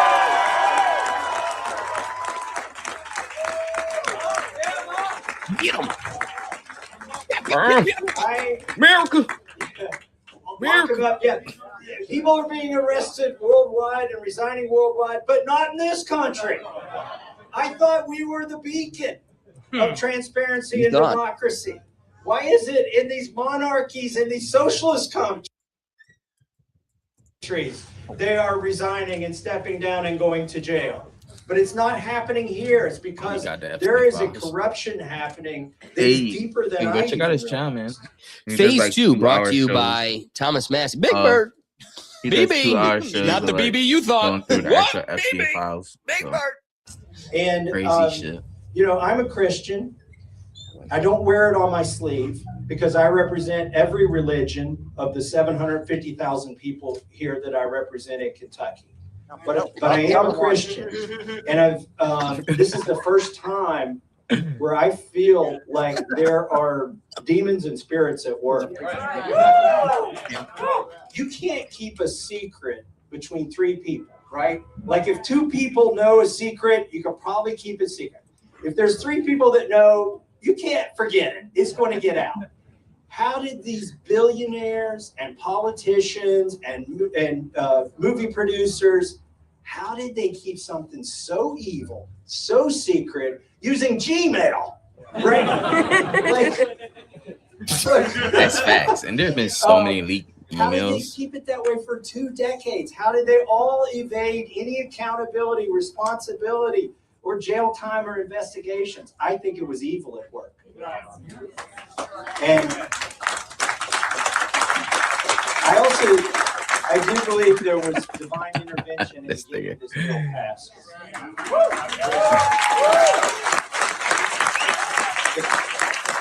I'm not taking more credit. I'm taking less credit when I say that. I'm just the person that put it in the hopper and laid siege to Washington, D.C. for 5 months.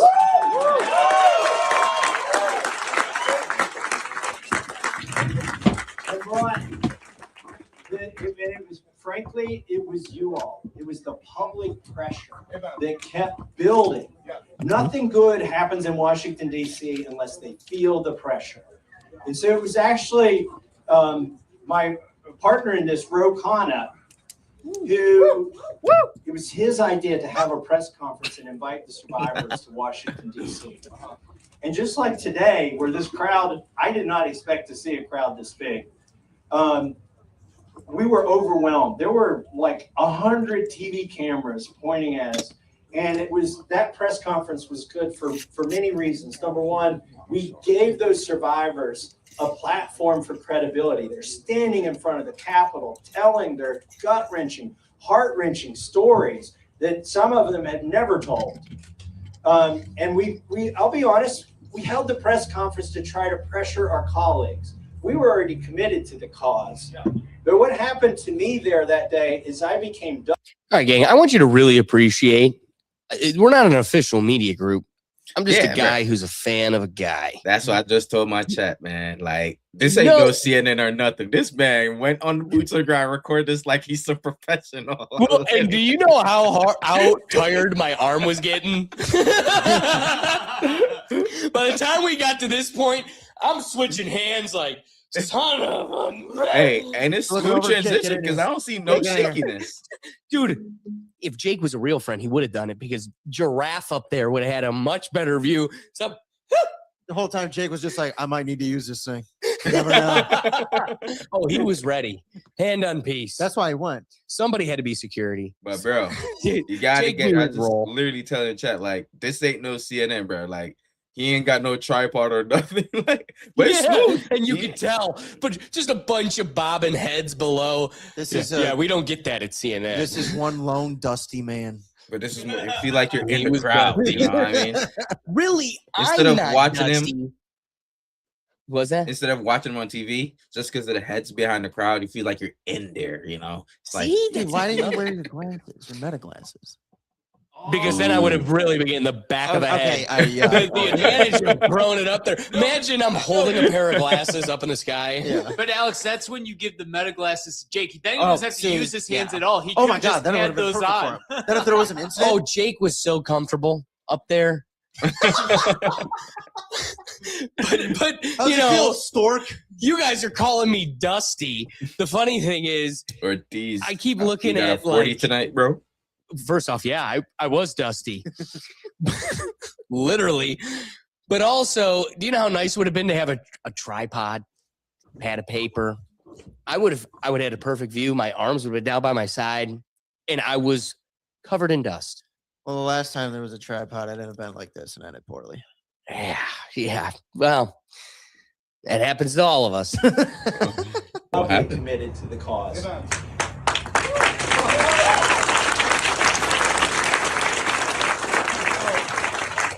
Hey, knowing that I'm getting shaky, Will's over here like, knowing at this moment that I'm getting shaky, I want you all to just appreciate still pretty steady. I'm waiting for you to just speed it up, Thomas. Please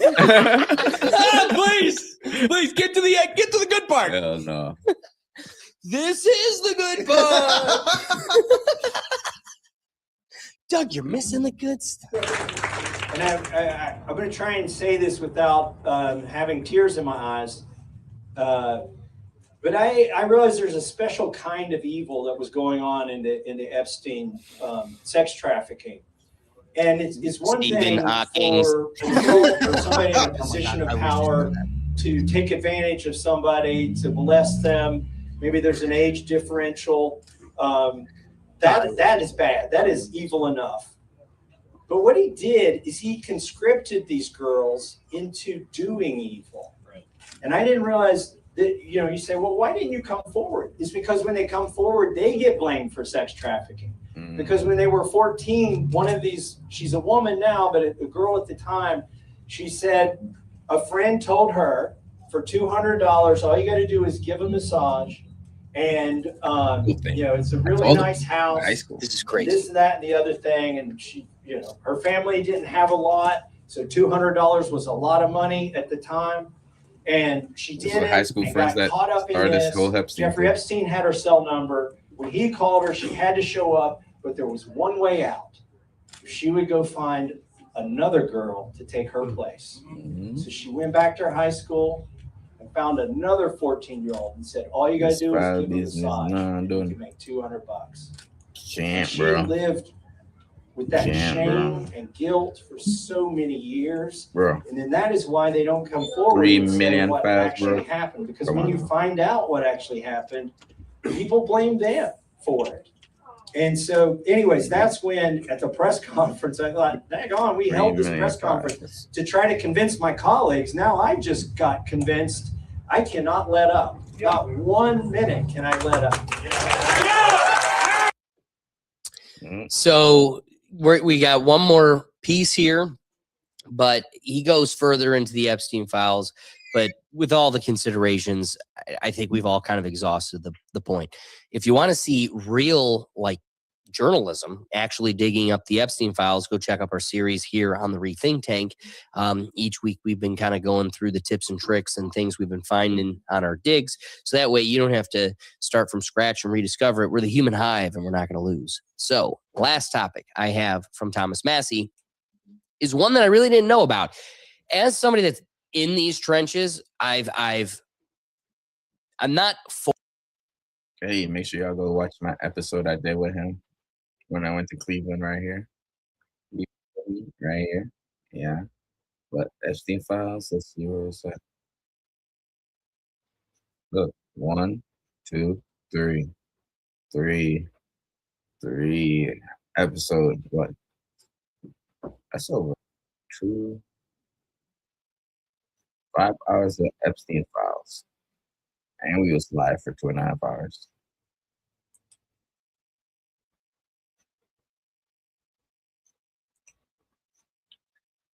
But check this episode out right here. But we're maybe things will actually happen in government. Issue. We do not regulate whether you can have chickens in your backyard or not. Take it up with your city council. I mean, right now, the city we're in, it's illegal to have chickens. Okay. My uncle built the biggest chicken coop here in town. Damn. Come get my Why chicken. is that though?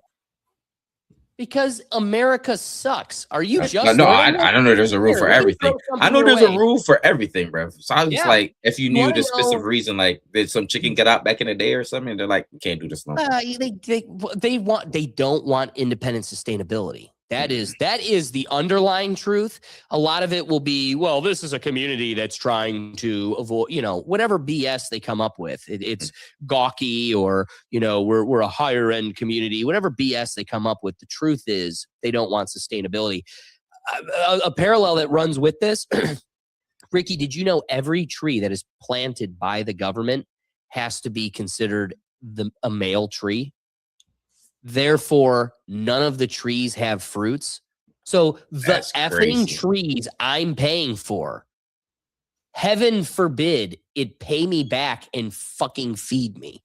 Yeah. Like, that's our government.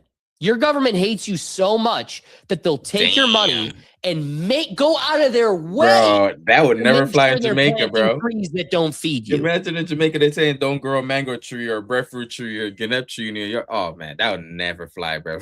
Oh, that's great. Yeah, and here we let it happen. We let them eat our kids too. It's wild, the shit we let them get. Is this we like say I need a Second nationwide? Amendment just so they don't do this shit, and then they do it in our face, and then there's Lutnick. Is that like nationwide?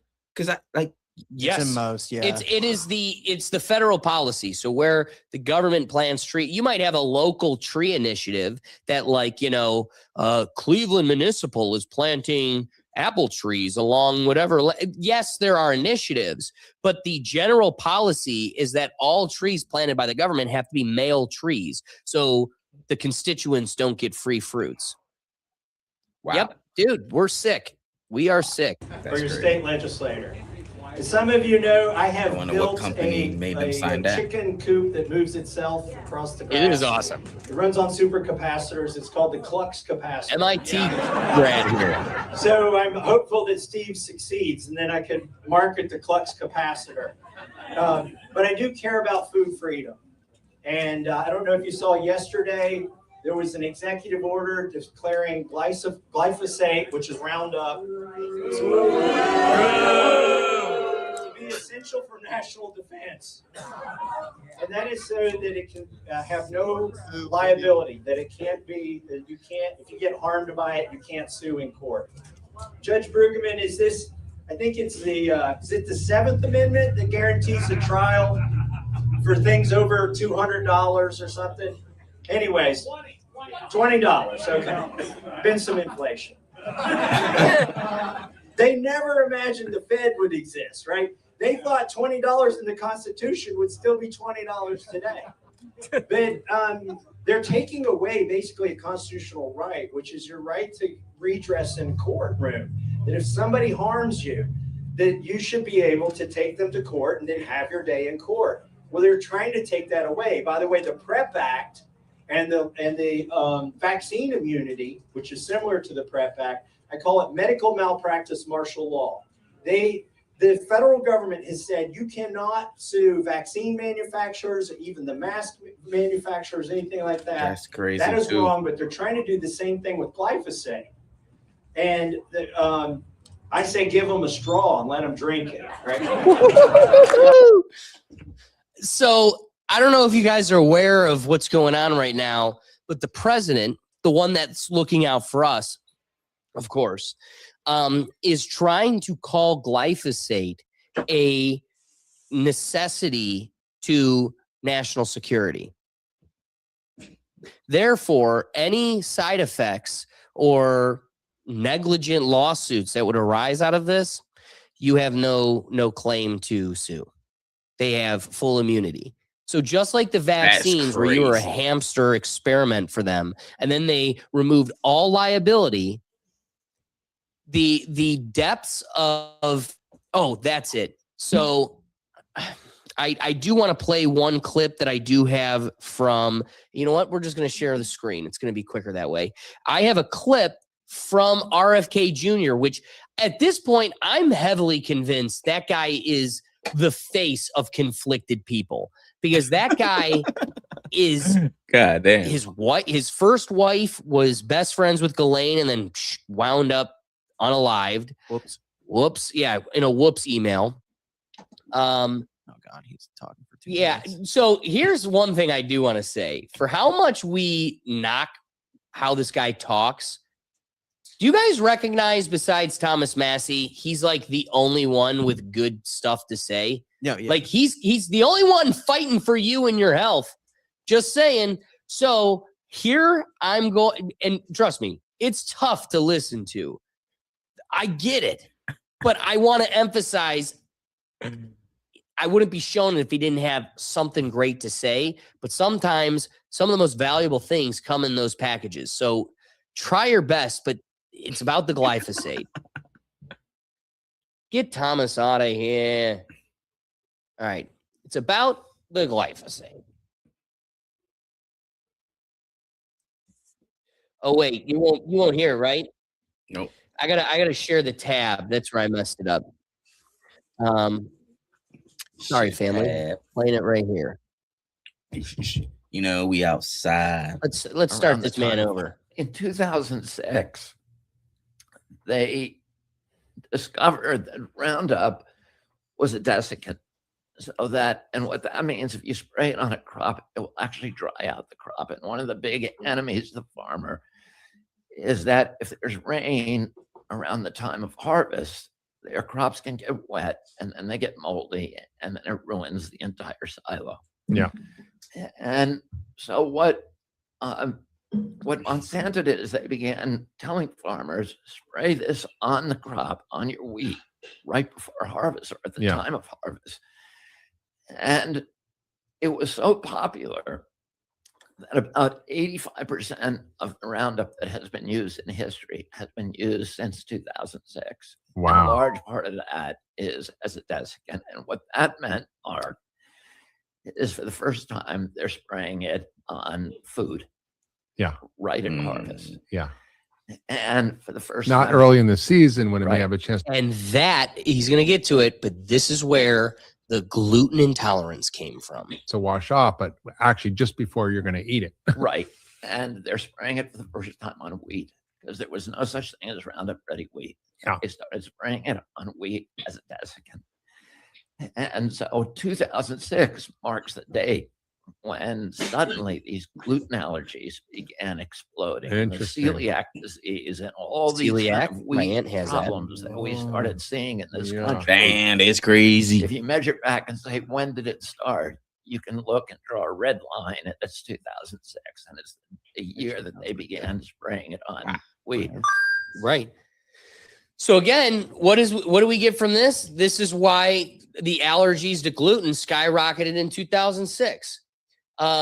So with all this going on, here's the Secretary of Health going, yeah, big problem, big problem. And then the big guy, the president of the White House, he goes, but my guys are making big dough off of this, literally and figuratively, poisonous dough, but also cha-ching, cha-ching, cha-ching. And we're going to make this an arm of national security. So that way we have no ability to collect on that. Any thoughts? Anybody? Can I have a Red Bull and get you? Cowboy? Nope. No, I mean, it speaks for itself. You would hope. Yeah, I mean, it's happening in real time. It's been happening, obviously, for 20 years now. And it's funny when you mentioned Massie being the last line of defense. It's kind of incorrect then if the part of RFK's in there talking about it. It's just going on deaf ear. Great point. And that is true. I think maybe that is the final takeaway to the whole Thomas Massie consideration. He is one.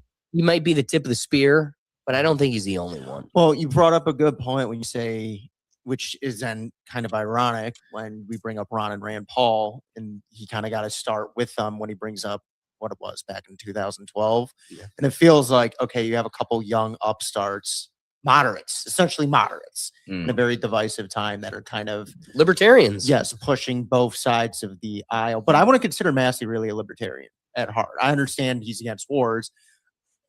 I'm honestly going at this point now saying if you're against wars, that doesn't inherently make you a libertarian. I feel like that makes you pretty normal. Like I understand there's a party for it, and then the parties on the right and the left are pushing for it or against it for their own. Well, just know he does claim to be. No, I get just like as Ron and Rand Paul do. I get that. They're libertarian conservatives. I get that, but I think going forward they need to move away from calling themselves libertarian in general, because when you in modern politics, when people hear libertarian, they roll their eyes and think nothing's getting done with them. That's true. You know what I mean?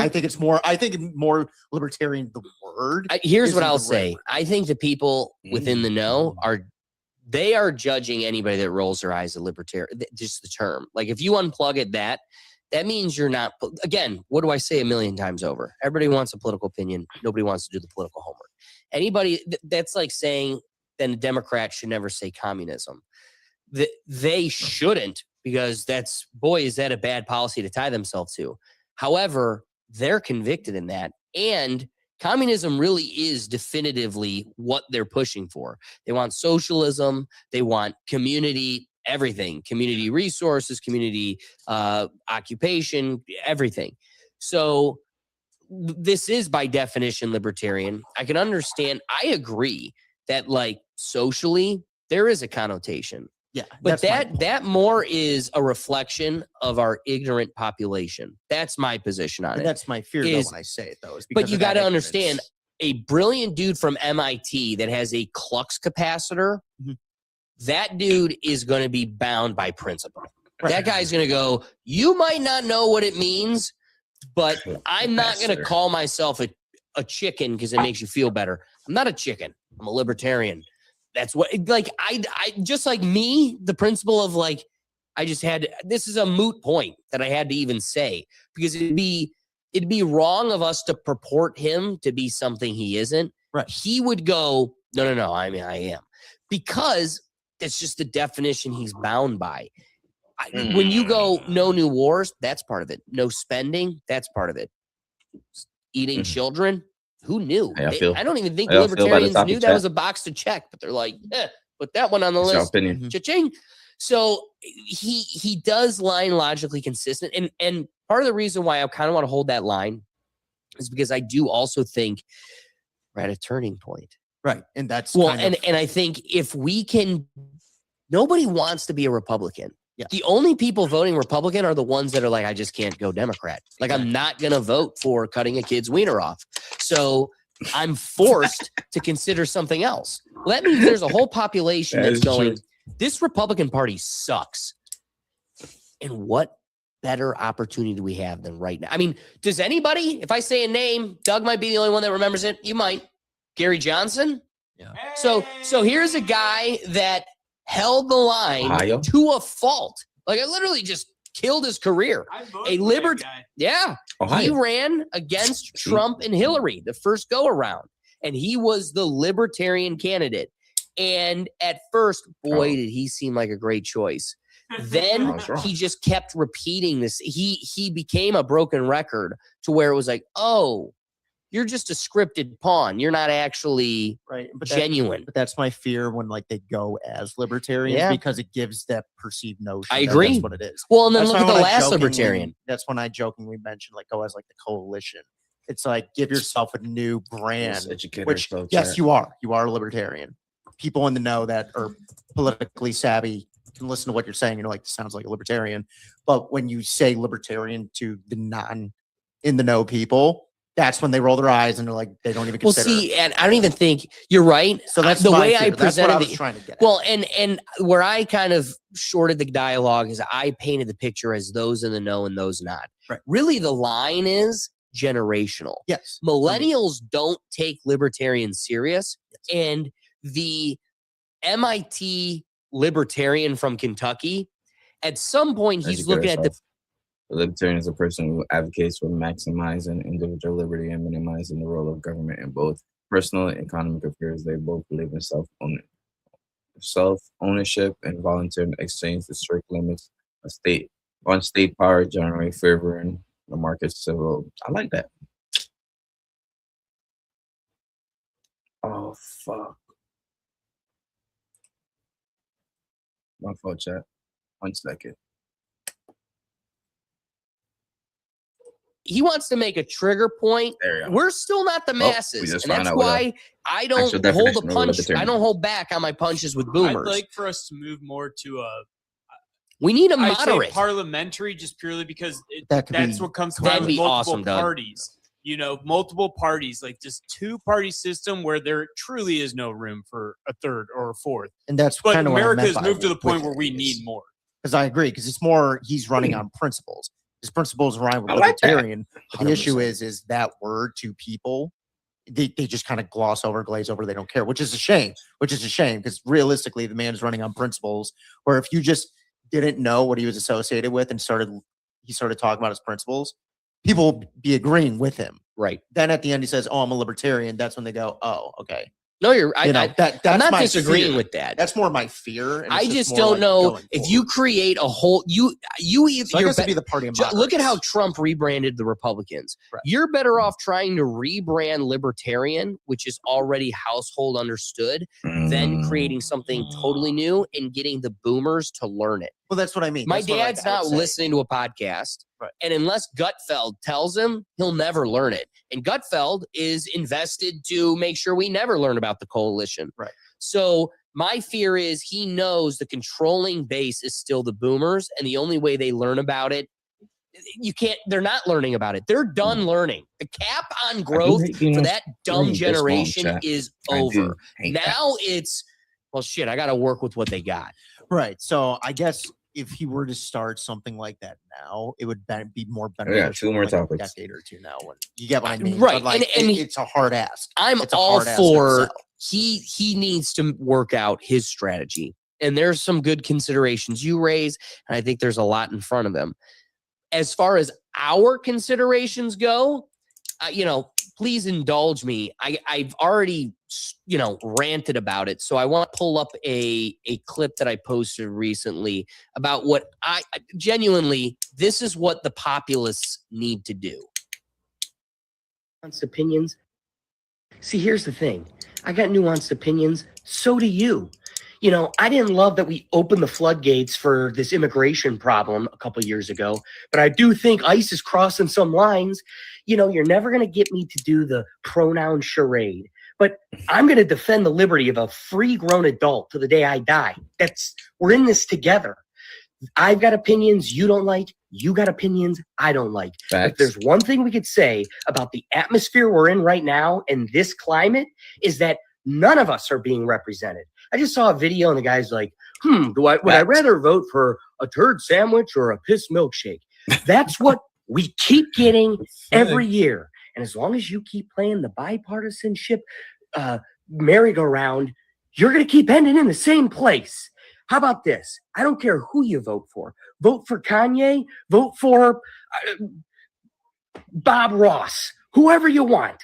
But I think we win the day we stop playing the charade of red or blue, red or blue. We're all purple.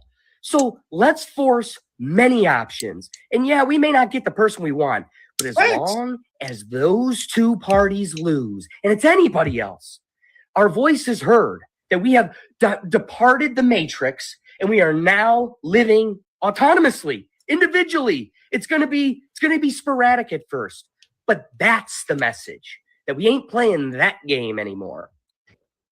So again, that's what I'm looking at is what our plan needs to be is I don't care. You can't find anybody good enough. We should, the message, what I'm voting for now is not a person, but a departure from that matrix. The ones and the zeros, the ones and the zeros. That's all you get. Ones and zeros. No, red and blue, I'm done. I'm done. And I think if we can compel people to make that's what you're voting for. That's the policy. That's the person. That's the figurehead is nobody. Anybody but red or blue. I think that's the message. Yeah.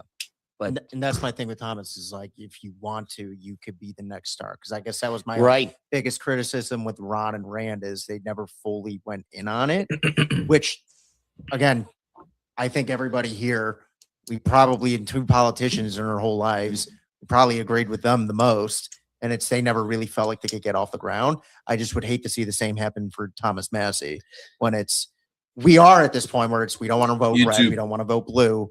You got to I just think libertarian would be a hard sell. And I'm not, I don't want to sit here because I definitely don't believe this. This is not my position. But it's not to say that Rand Paul and Ron Paul weren't strong speakers. They very clearly were, and they had great messages. Oh, yes, for sure. With all that considered, they weren't able to get traction throughout their career. And I don't know if it's charisma or I don't know what it is. I mean, hell, Doug, get this. Doug played a full 18 holes with Senior. Never exchanged a word for the most part. Like, that's not a politician. Right. If I'm playing 18 holes with that guy, Thomas Massie and I are having a ball. Yeah. Rand Paul was a very quiet man. Well, so but Doug, that's my point. Is part of the reason they failed is because they held on to true great beliefs Their policies were reliable, but they weren't cunning, suave, persuasive, and they didn't have the rest. Like Thomas, do you understand? Thomas Massie has the biggest, most evil politician in our history calling for his head daily. Trump cannot stop Truth Social posting about this guy. He's obsessed. So you want to talk about Trump derangement syndrome? Trump is deranged about this guy. So we're talking even to when right now. the world is stacked against him, Hop it, my dog. he's got who's Ro Khanna? Anybody know who this? I didn't vote blue, and he isn't from my state. I know his name. I could pick him out of a lineup now. Yeah. So here's a guy from across the aisle that's willing to jump in the trench and fight with you. Full heart. I mean, against the biggest political mechanism we've ever seen. Ron and Rand never had that. No. So there's something to you're able to create cooperation across the aisle and internally where most politicians can't. There, you see it here when he gives his speeches. The guy's like a stand-up comedian. There's enough personality there that it's an incredible. So I think what also benefits him is he's able to make a connection where they never were able to, just personally. Yes.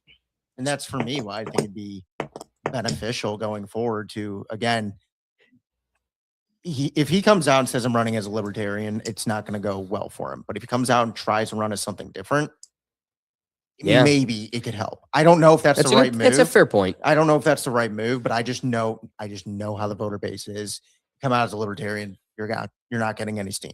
You're not getting any steam. I don't know what it could go for being there, but I do agree. What does he have the benefit of that Ron and Rand didn't, is what you just said. He is able to pull moderates on the other side in line with him, even when they have differences. And it's been a while since we've seen that. Right. Doug, any considerations or thoughts? We threw a lot all across the board. This guy's more normal and more approachable than most people. And I like that we know him. Like, honestly, like I wouldn't go see any of our people, but I would go see him. Right. That's the funniest. It was amazing how many of my friends that were like, oh, dude, I would totally be there. But it was a busy weekend.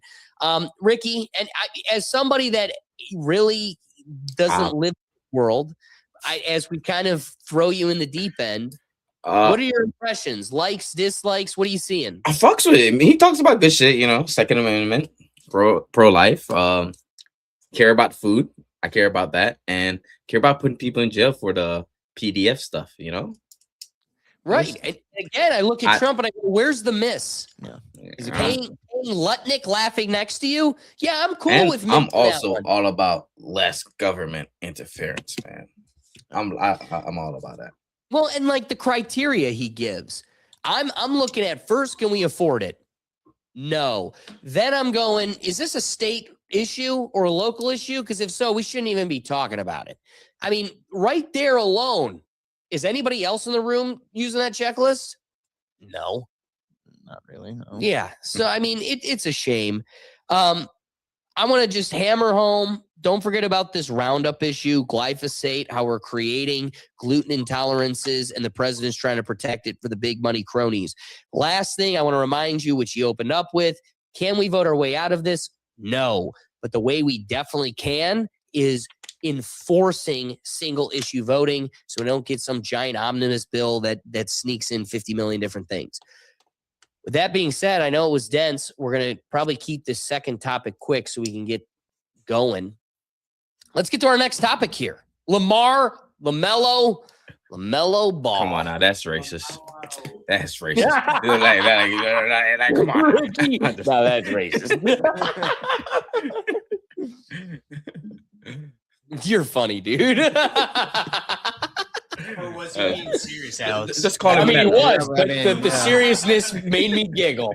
I'm laughing at I'm not serious. Just talking shit. I'm serious. But Mellow Ball, right? The ball girl. Oh, Ricky, we are definitely outside right now. Let's stop pretending we don't know what privilege yeah, I actually am looks good. like in 2026. But Because yeah, it's not what we're constantly told it is. It's not the buzzwords. It's not the academic theories. It's not the recycled outrage packages designed to keep everybody arguing in circles. Modern American privilege looks like insulation. It looks like being so valuable to a system that the system refuses to discipline you.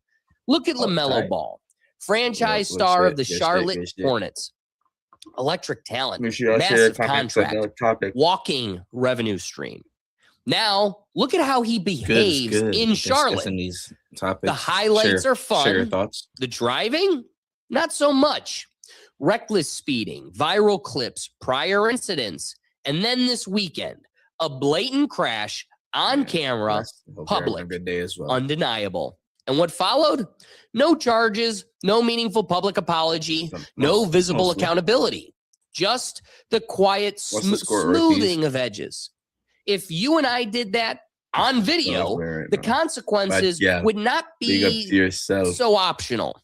Court dates, insurance nightmares, public embarrassment, maybe even worse.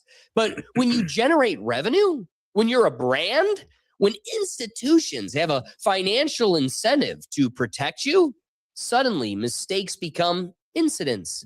Incidents become misunderstandings, and misunderstandings disappear. That's privilege. And notice how quickly the national conversation pivots away from that reality. We're constantly told that America is structurally obsessed with discrimination, that the system is fundamentally rigged in one direction. But here's the uncomfortable truth. The system protects value. The value in 2026 is measured in dollars, visibility, and leverage. If you can afford the lawyers, the PR cleanup, the quiet conversations behind closed doors, accountability becomes flexible. If you can't, accountability is swift and unforgiving. That's the divide. Not the one we're told to fight about, the one that actually determines who pays and who walks. And here's the part nobody says out loud. When someone is shielded from consequences over and over again, they don't evolve the way normal people do.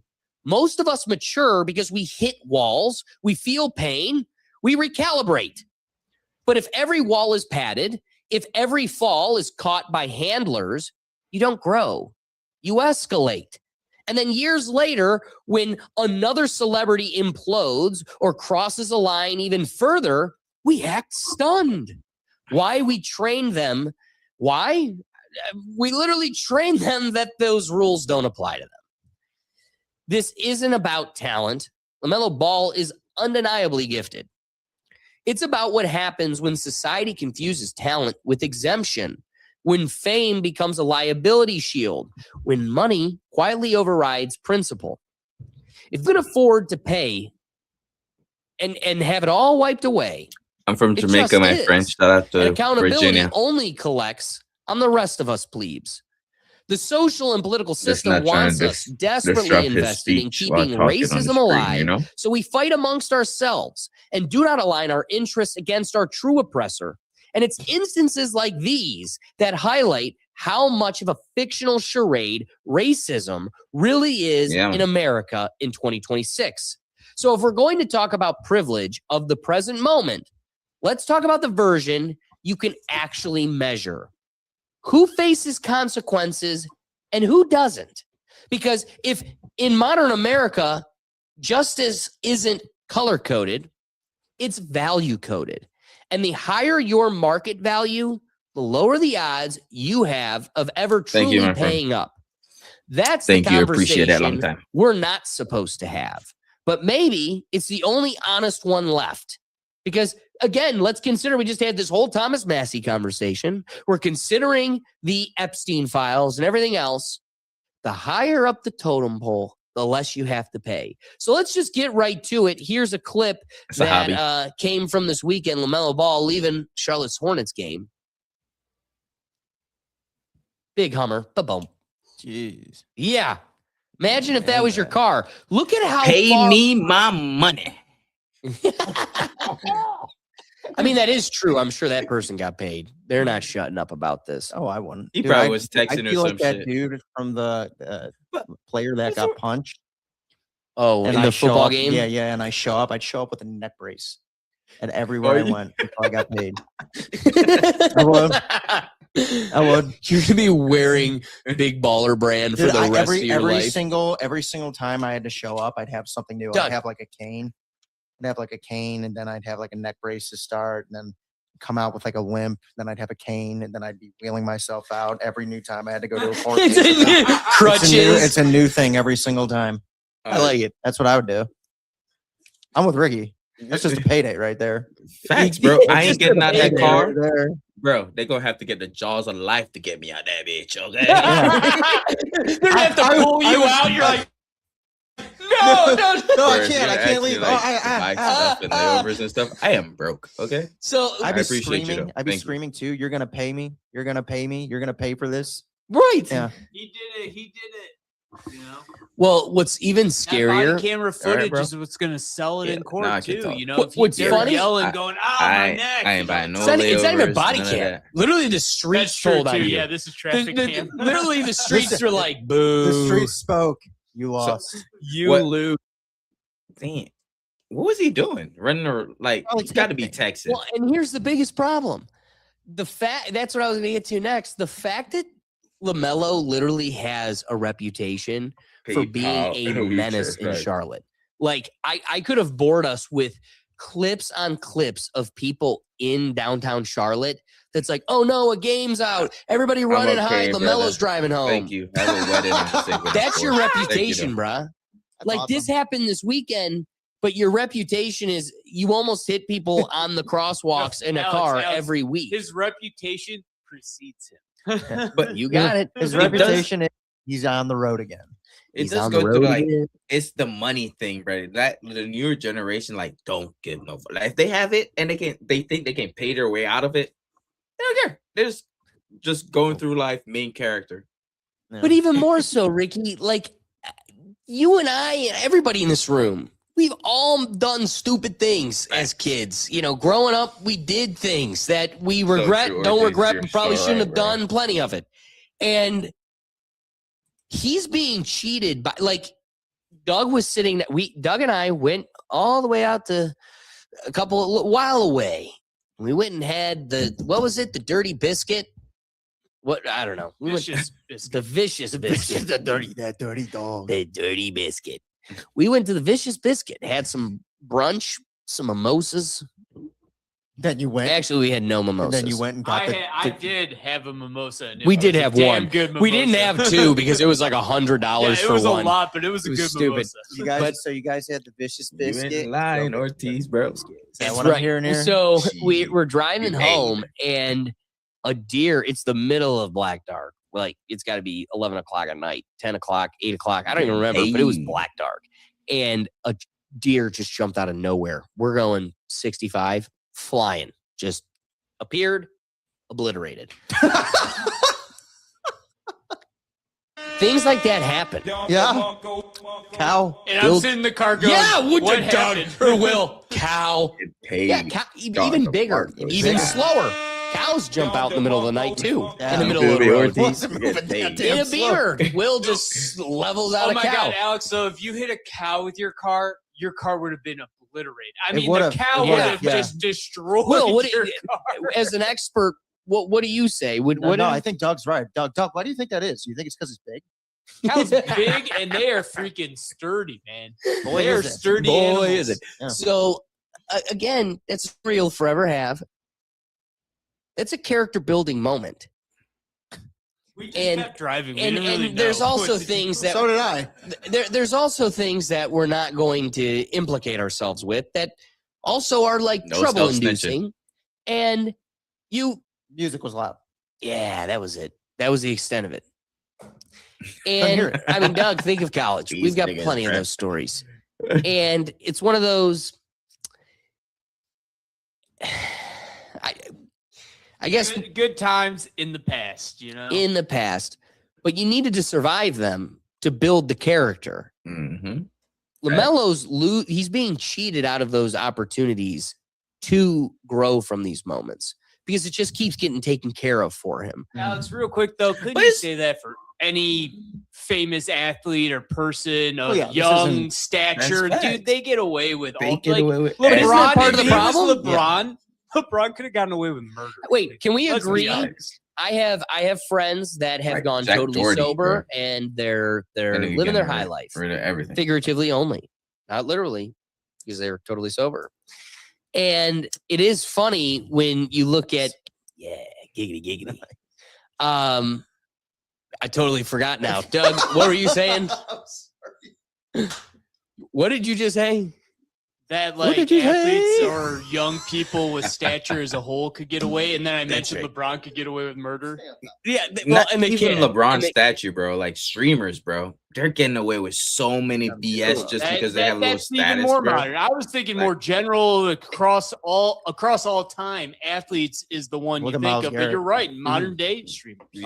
Myles Garrett's flipped like 2 or 3 cars since he's been a Cleveland Brown. Didn't one of the streamers like hit somebody with a car and killed him? Clavicular killed the guy.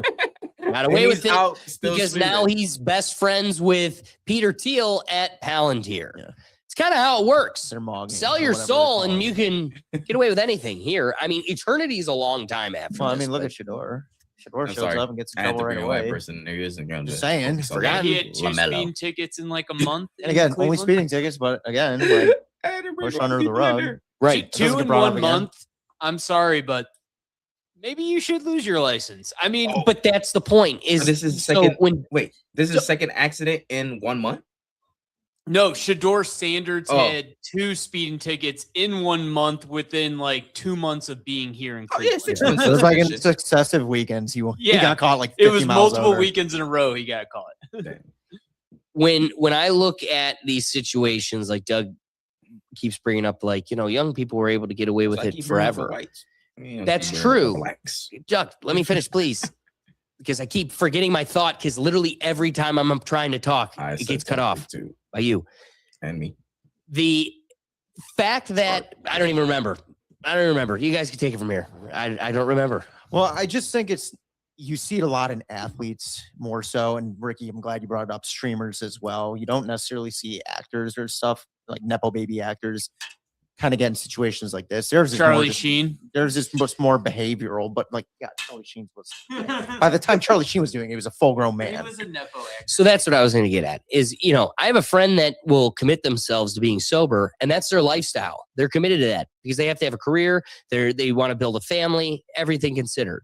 Then somebody like Shia LaBeouf can be sober for a moment and then go on a racist rampage in Louisiana and Get his he'll still ass have a whooped. gig. He'll still keep moving on. It's just one of those like, and then we're surprised. you. Like, oh my God, did you see Shia LaBeouf? And Yeah. he was on Bourbon Street doing Bourbon Street things. You know It's what? like- I actually Good. saw a tweet that perfectly described Shia LaBeouf to our generation, and he's the Mel Gibson millennial. Oh my God. I don't know. Will, I I think he do wishes like he was that, Mel though. Gibson. Why? I like that because, like, Mel Gibson was never in the shit that he was in. Yeah, he was. yeah, Yes, Like, yeah, like he was. what? Mel Gibson. Hold on, literally- hold on. Do not bring up him yelling at his girlfriend because that's No, a totally no, different that's thing. not even it. It wasn't even that. It was like the whole Passion of the Christ incident. His whole thing. He gets went to on a God's whole chosen people. anti-Semitic He got rant. blackballed literally from Facts. Hollywood for a decade, Yeah. and by that point, he was like, unlike So Shia how's LaBeouf, that Shia LaBeouf? Like, I'm Because- confused what because Shia Shia LaBeouf's doing LaBeouf- anything like this. because both of them were drunks. Both of them were very abrasive with their words. Both of them, No like they're filter. very not the Hollywood core, but they were made in it. So they're just sort of like these. And again, Even it's just a Steven? different Y'all remember the generation. show You go Even back and look Steven? at the Mel Gibson thing. It wasn't just Fire, him bro. yelling at his wife or Even his Steven was fiance or whatever she fire was. back in the day. There was like a couple other things, like the whole Passion of the Christ thing. Like Hollywood was pissed off that he made that movie. Like they banned him because he went against God's chosen people. Like When very- has Shia LaBeouf been banned? He's not. Well, But that's what he- I'm saying. They're entirely different people. I'm saying he in- kind of is. I mean, He's when had- was the last time you he's saw had Shia LaBeouf in a periods, movie? Yeah. He's And when was had the last time you saw periods. Shia LaBeouf in a movie? He did the peanut butter thing When was with that? the kid with Down syndrome. But like, how big was that movie? I'm talking about Shia LaBeouf used to be in big movies. Then he started getting in Fury was pretty huge. you know, like that was what, over a decade ago? Yeah, close. Yeah. So I mean, like in recent years, but it was kind of just different avenues of it where, yeah, no, Hollywood kind of shut them both out. I see Shia LaBeouf. He's such an artist type of personality that, like, character wise, I just can't even see them in the same Venn diagram. They're like so very different artistically. Even just one's a creator, one's an actor. Like Shia LaBeouf doesn't write. Shia LaBeouf doesn't create. He carries out other people's creations. Where when I look at, like, dude, Passion of the Christ, he did that. He acted. He did great acting. The Patriot, Braveheart, but We Were Soldiers, all time. he also went on to, like, create a whole wing of, like, Hollywood studio, which I don't. One, Shia LaBeouf would be at that. He'd have to be at that height right now to be within the same consideration. But I don't even see him getting to the point where Just he the is antics studio, they're talking like about. himself, studio level. But I think, I mean, at one point he was. I mean, he was a Transformers kid. He was in Indiana you, bro. Jones. But he didn't make like Being on like screen. I okay, understand he's, being on the he's screen, as big dog. then as Megan Fox, but that isn't like creating. But you got to think, Mel studios. Gibson didn't create for the first 2 decades of his career.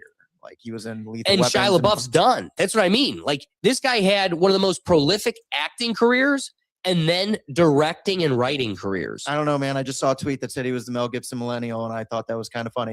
Yeah. Get it. I won't lie. I mean, Alex has brought up some valid points that But make also me do the question Nepo it, baby but thing. I do kind of get it. But also the Nepo baby thing for Shia. I mean, he was a Nepo baby, born and raised California kid, and I mean, his consequences have caught up to him. Like, but it took a lot of consequences for it to finally get to him. I mean, I'd say he's our Macaulay Culkin before I'd say he's our Mel Gibson. Oh, I would definitely say he's above Macaulay Culkin. I mean, he was an actor That's- into his adulthood. Macaulay Culkin is still Right. really known as the Home Alone kid. True. You know, But- so but- it's kind of one of those things, but it's wondering if But that's what I mean is here's a guy that did kid acting and just Even only Steven. did acting. Even and at some Steven. point pittered out. Mel Gibson has removed himself. If Mel Gibson did want to do something right now, he'd piss off a lot of people, but he for like 15 carried years, he out. wasn't able to. 15 years, Hollywood blackballed him. It took Robert Downey Jr. of all people. It was like some award show, like a decade later, saying, "You all forgave me for all my stuff. It's about time you finally forgive him."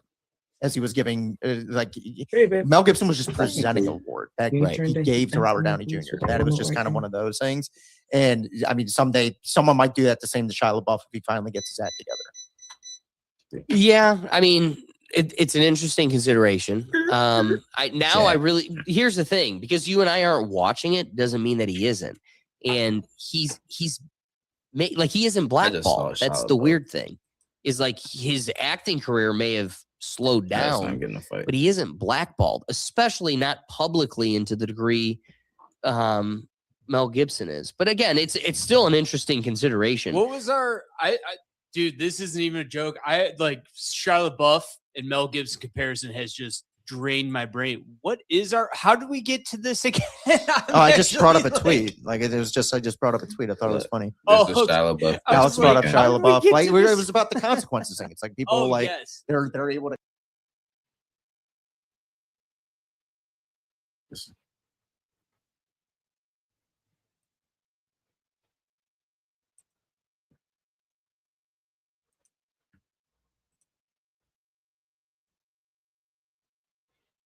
This is Shia LaBeouf last week.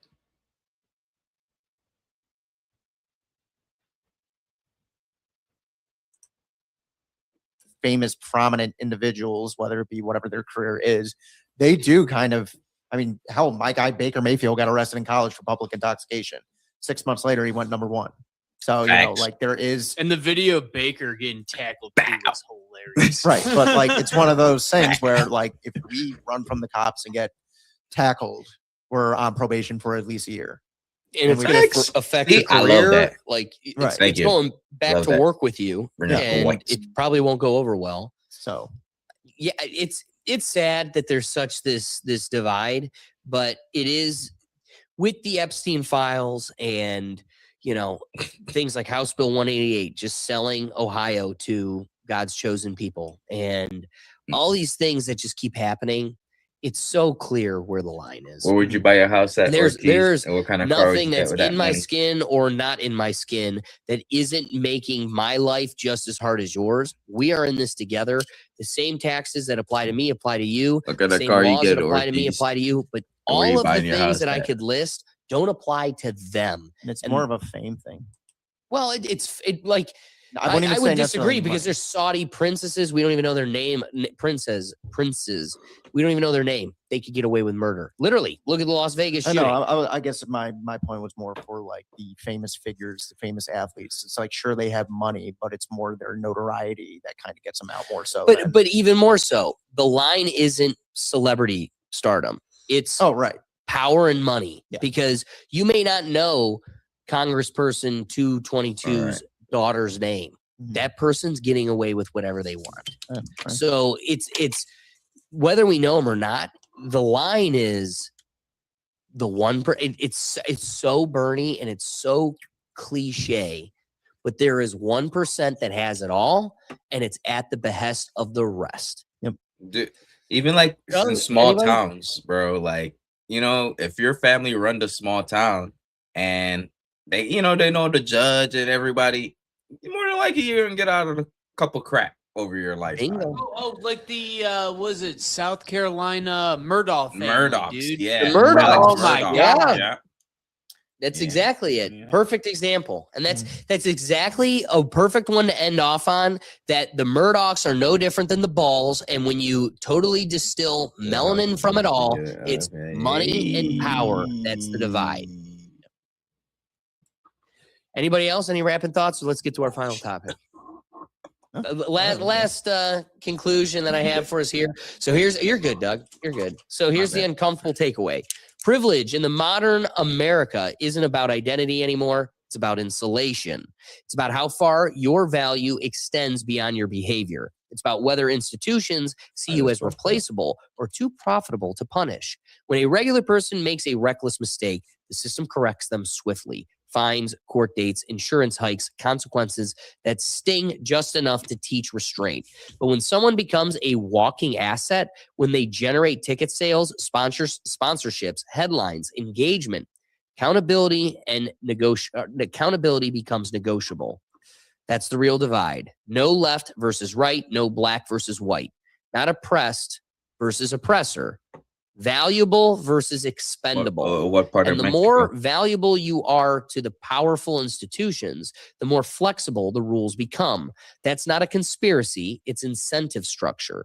If we want a serious conversation about fairness in this country, we have to stop arguing about narratives and start examining incentives. Who benefits from protection? Who pays when mistakes are made? Who gets padded walls? And who hits the concrete? Because until consequences apply evenly, talent will be confused with exemption. Fame will be mistaken for character, and growth will be optional for the people most shielded from it. That's what modern privilege looks like. And if we can't admit that, we're not really serious about justice. We're just serious about the story. All right, let's get to our last topic here. More than anything, I don't have any media, just to present the story. Let's talk about tech headlines that sound like pure science fiction, which seems to be the theme every time we bring up science headlines anymore. Yet it just hit the real world with very real dollars behind it. Apple has just announced what's being reported as its second largest acquisition ever. A nearly $2 billion buyout of the Israeli AI startup Q.ai. This isn't Beats 2.0. It isn't another hardware accessory. What Apple just bought is a radical shift in how humans might interact with machines, turning intention into input without a single audible word being spoken. Q.ai specialized in what the industry calls silent speech technology, machine learning systems that can interpret extremely faint facial micro movements, widespread speech, whispered speech, and even subtle muscle signals from the face and jaw. According to patent filings and reportings, this tech uses imaging plus AI to detect what might be being mouthed or intended before it's even spoken aloud, especially allowing a device to understand you without sound at all. What part of Mexico Imagine you that moving, for a moment. Ortiz? You're in a crowded Mexico. cafe, a packed train, or a quiet office. Instead of shouting at Siri or tapping on a screen, you could simply move your facial muscles. Just a slight mouthing of words, and your device understands you. Commands could be sent silently. Interfaces could read micro movements. Technology could respond to your intent rather than your voice. For Apple, this is a huge leap. The company is known for pushing interaction models from touch screens to Face ID to voice assistants. And now they're betting big that the future looks less like speaking at your device and more like thinking with our faces. Internally, executives have praised Q.AI's mix of imaging and machine learning as pioneering new ways to interact with technology. Practically, this could show up in a range of Apple products. AirPods that interpret commands from micro gestures in noisy environments. Vision Pro or future AR wearables that respond to silent intent. Siri or AI agents that don't need audible speech to understand you. Accessibility enhancements for people with speech impairments or mobility restrictions. But let's be honest, when you start teaching machines to read micro movements, the conversation stops being purely about convenience and starts being about privacy, agency, most importantly, control. Because reading facial cues, especially nonverbal ones, is a lot closer to anticipating thought than just interpreting sound. So some observers have already raised concerns about the implications of devices that can infer what you're trying to communicate before you even speak it out loud. Whether you see this as a breakthrough in human-computer interaction or a slippery slope toward increasingly intimate tech surveillance, one thing is clear, Apple isn't just buying technology, it's signaling a direction. The next stage of AI isn't going to wait for full sentences, keyboard taps, or spoken commands. The next frontier might be silence. Dude. Well, Somewhere Helen Keller's in her grave. That's crazy. I missed the best of times. I was gonna say that's a hell of. I thought of her the whole time. I was like, somewhere that woman is rolling in her grave. See, well, that's funny. My first thought as soon as Alex started talking is, okay, I understand the disability side, but my immediate thought was, okay, so now any camera anywhere will know what I'm saying without a mic being near. Great. More Big Brother. So I love Doug. I'm finally breaking through. I'm making a dent on that guy. He's getting it. His brain went right to the right place. Doug, you want to know where my brain went to? First thing, the second I swipe on a reel, a TikTok, or a short about God's chosen people, and I make a face to the gulag. Yeah, especially because you have an Apple phone. I'm gonna see one of those things. I'm gonna be like, these motherfuckers, Yeah. and then they're like, get them. He's going to see the first one and go like this. I'm gonna laugh, be like, he's a goy. Do y'all know who you call God chosen I have people? a Google phone. 3-letter word. No, I'm gonna tell you. None of that crap on my Google Cut it phone. down. It's It's getting to owned that by point. Apple. It's Man, owned by Apple. Man, you almost sold me on it. 6 Not letters. buying it. Ish. But it is funny to consider because the whole time I I feel ain't like saying it. every I ain't week trying to we get have shot this up one on of these the science for topics YouTube. for about the past month, where you get halfway through it and Doug and I think of a movie. I can't think of a movie on this one. I can't think of a movie they've made that has kind of replicated this. It's because you're living it. Can you imagine, like, this is how you're gonna have to swipe on your phone from here on out? We're shiesties, but it still can read your Look eyebrows. at Nazi meme and Wait. laugh. So What does that 21 say? Pilots called it? That was a good one. That was a good one. Yo, I never thought I would That see is a this good one. one. Yeah. I never thought I would see For you the folks that are shiesty, just dog. listening to the audio version, I have this like face covering. It's a Shiesty. joke. Shiesty, but dog. Let's agree. this is going to be the future. This is how you're going to have to scroll on your phone. What else going to be But super Alex, annoying is you're going to have to take that off to unlock your phone and put that on. you're gonna need sunglasses too, because they're gonna read your eyes, your eyebrows twitch. You're just gonna At this cover point, up. if that doesn't tell you that You're gonna have to be. Hold on. You're gonna have to be like the other God's chosen people. That's right. That's right. The other thing is the cases that are going to make the most money now are going to be the ones that have a slide to cover my camera. Because I'm gonna keep swiping, I'm gonna keep looking at memes, and you're not getting the data. Did he laugh? Oh no, did he? Do we need to throw him away? You'll Bravo never know. 6, he's gone dark. Ooh, we need to make Bravo that 6 right is now. memeing in the dark. We need to That's make funny, that dude. right now, bro. Maybe on the toilet at work. Big seller right there, That's bro. very Fahrenheit 451. We need to make that too, right have now. The AI watching you No and cap. everything. It's true. I guess that's the closest to a movie. Yeah. Yeah, finally, Will, we did it. Yeah, we got there. There's the whole time I was thinking, I was like, last week, I was like, oh yeah, last week was The Island. This week, I'm like, I got nothing. All I got's Helen Keller. There's always a movie. There's always a Let's movie. be honest, technology actually goes off of what people have thought up. Like, let's be honest, communicators in Star It's Trek true. in 1960, those are cell phones today. You know, like their technology from shows back in the day, imagination actually spurs the invention. So it's one of Great those point. things too, where is CCTV going to be able to predict what you're saying across the street? Well, here's where we got to keep it limited. Fortunately, the innovator Steve Jobs died, and Tim Cook can just make the phone taller, skinnier, wider, thicker.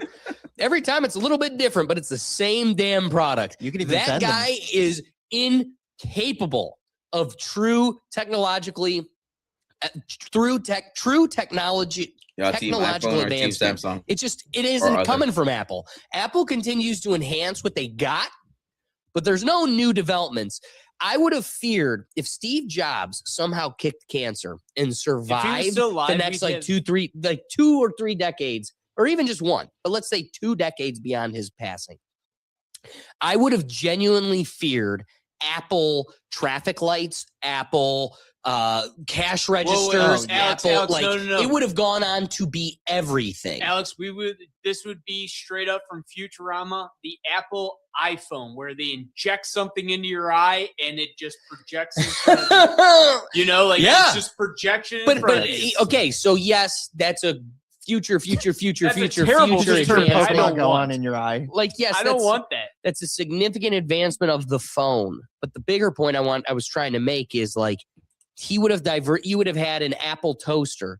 Like Wise, the company, you can lift your garage, you can turn on a light, you can set your temperature. Like they've got all that would have been Apple. Siri would have been walking by now. And this technology would have been scary if that was our world. Right. But if the extent at which this technology, for the time being, for the extent of it will only be on iPhones, first off, like Doug over there, Android boy, half the population's fine. Mm-hmm. Then for the other half, it's like, just don't do any of this stuff in front of your phone. Yeah. Like, it's Get a going to burner. know you love Red Robin if you just get big-eyed every time that cheeseburger comes by. It's going to know. My But you phone can wear the definitely- mask. No, my phone Oh, definitely see the knows I eyes. like golf because it's so many videos and ads Big are golf about guy. golf at this point. I'm ready. I'm ready for golf. Big golf guy. Big golf guy. What golf would hate Hey, me, Ricky, you excited for golf? I'm excited to hit some drivers this season.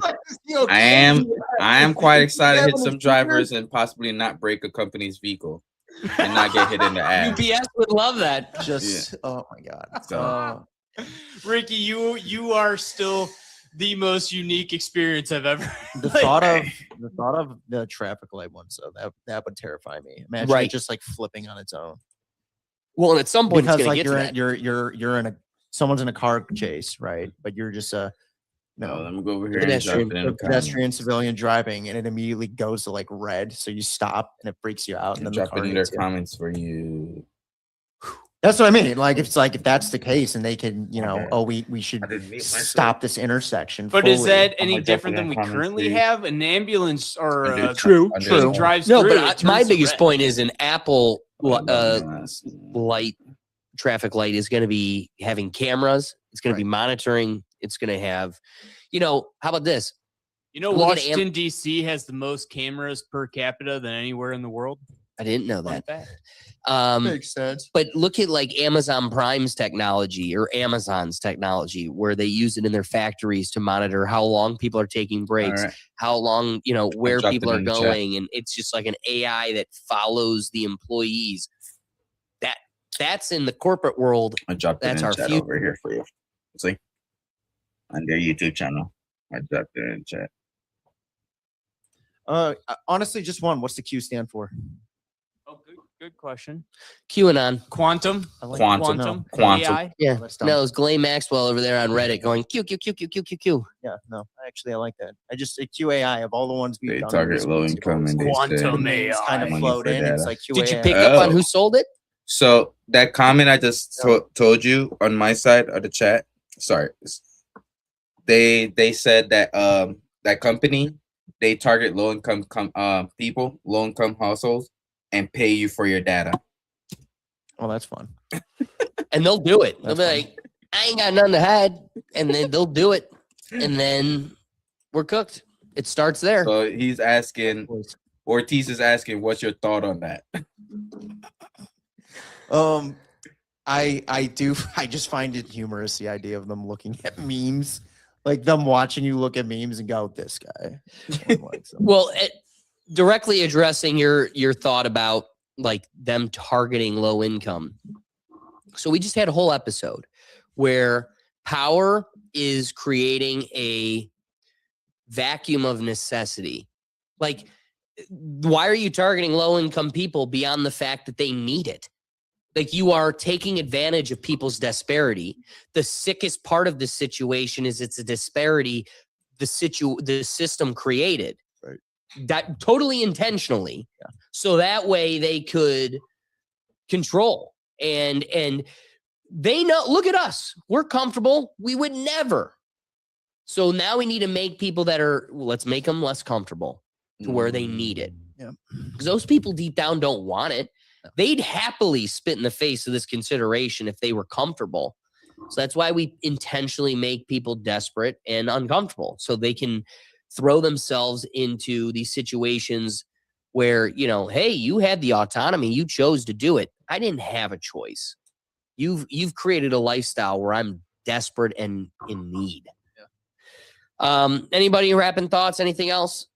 No, it's just another weird new technology that's just quiet. Like, I didn't know anything about this topic, and it's just out there.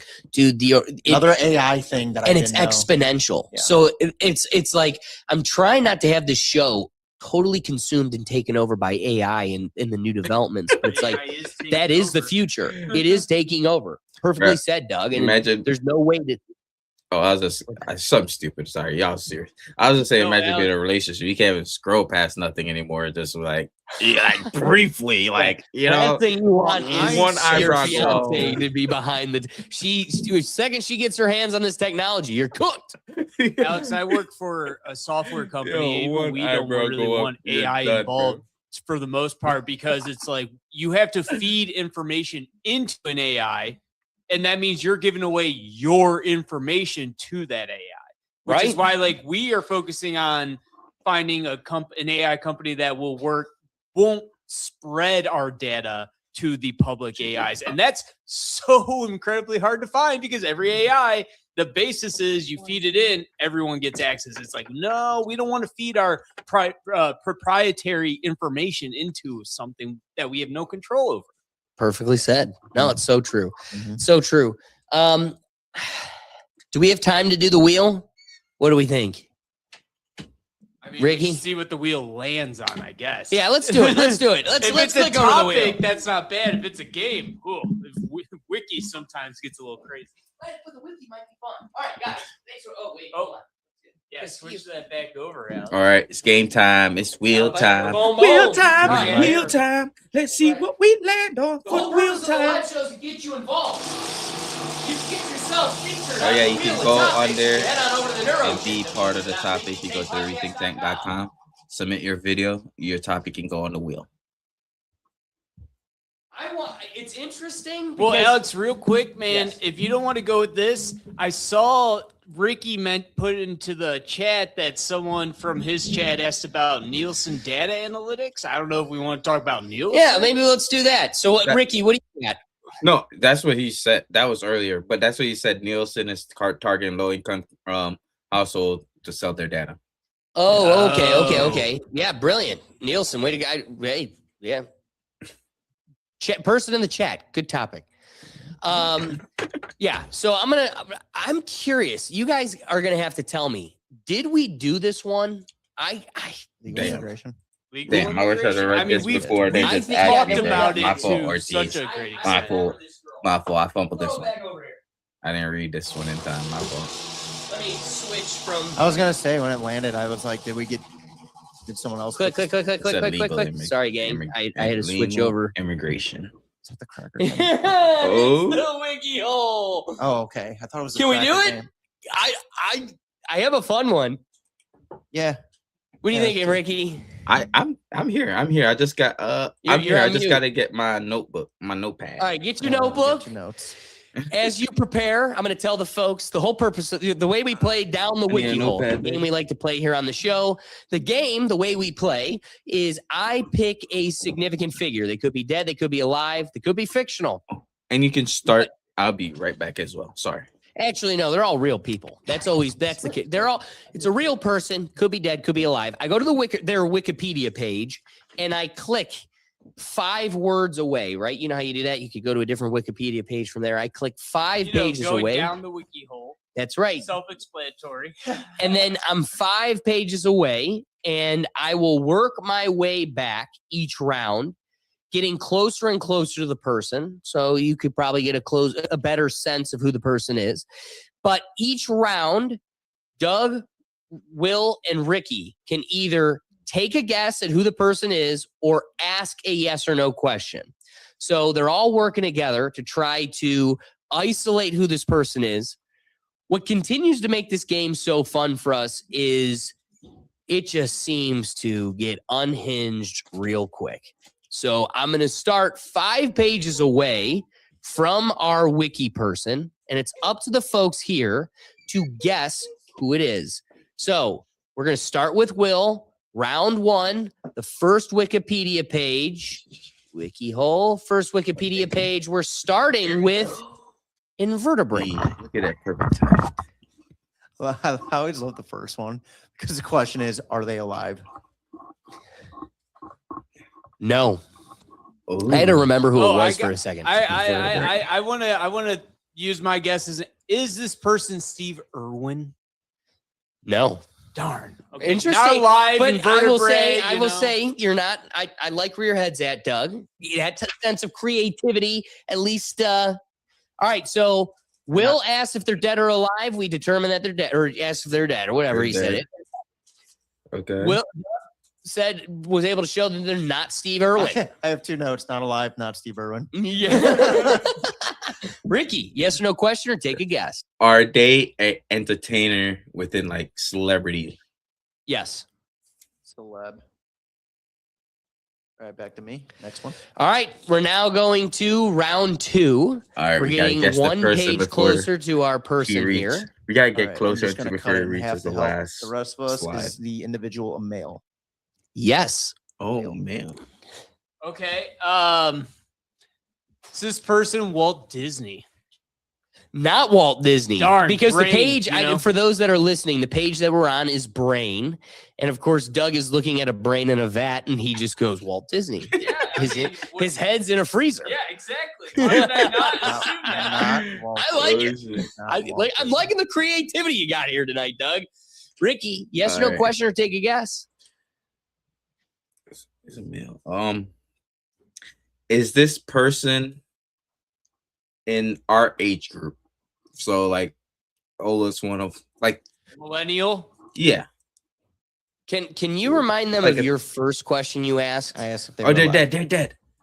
Sorry, you're right. He did say I are they mean, dead or to alive? be Sorry. fair, So, them like, being do you want to dead doesn't reframe? Yeah. I'm the gonna way you reframe asked that or- question. Are they American?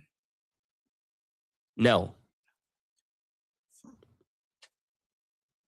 All right. Now we're going to round 3. Not American. We're going to the next wiki page. We're getting closer to our mystery person Invertebrate? here. Dead.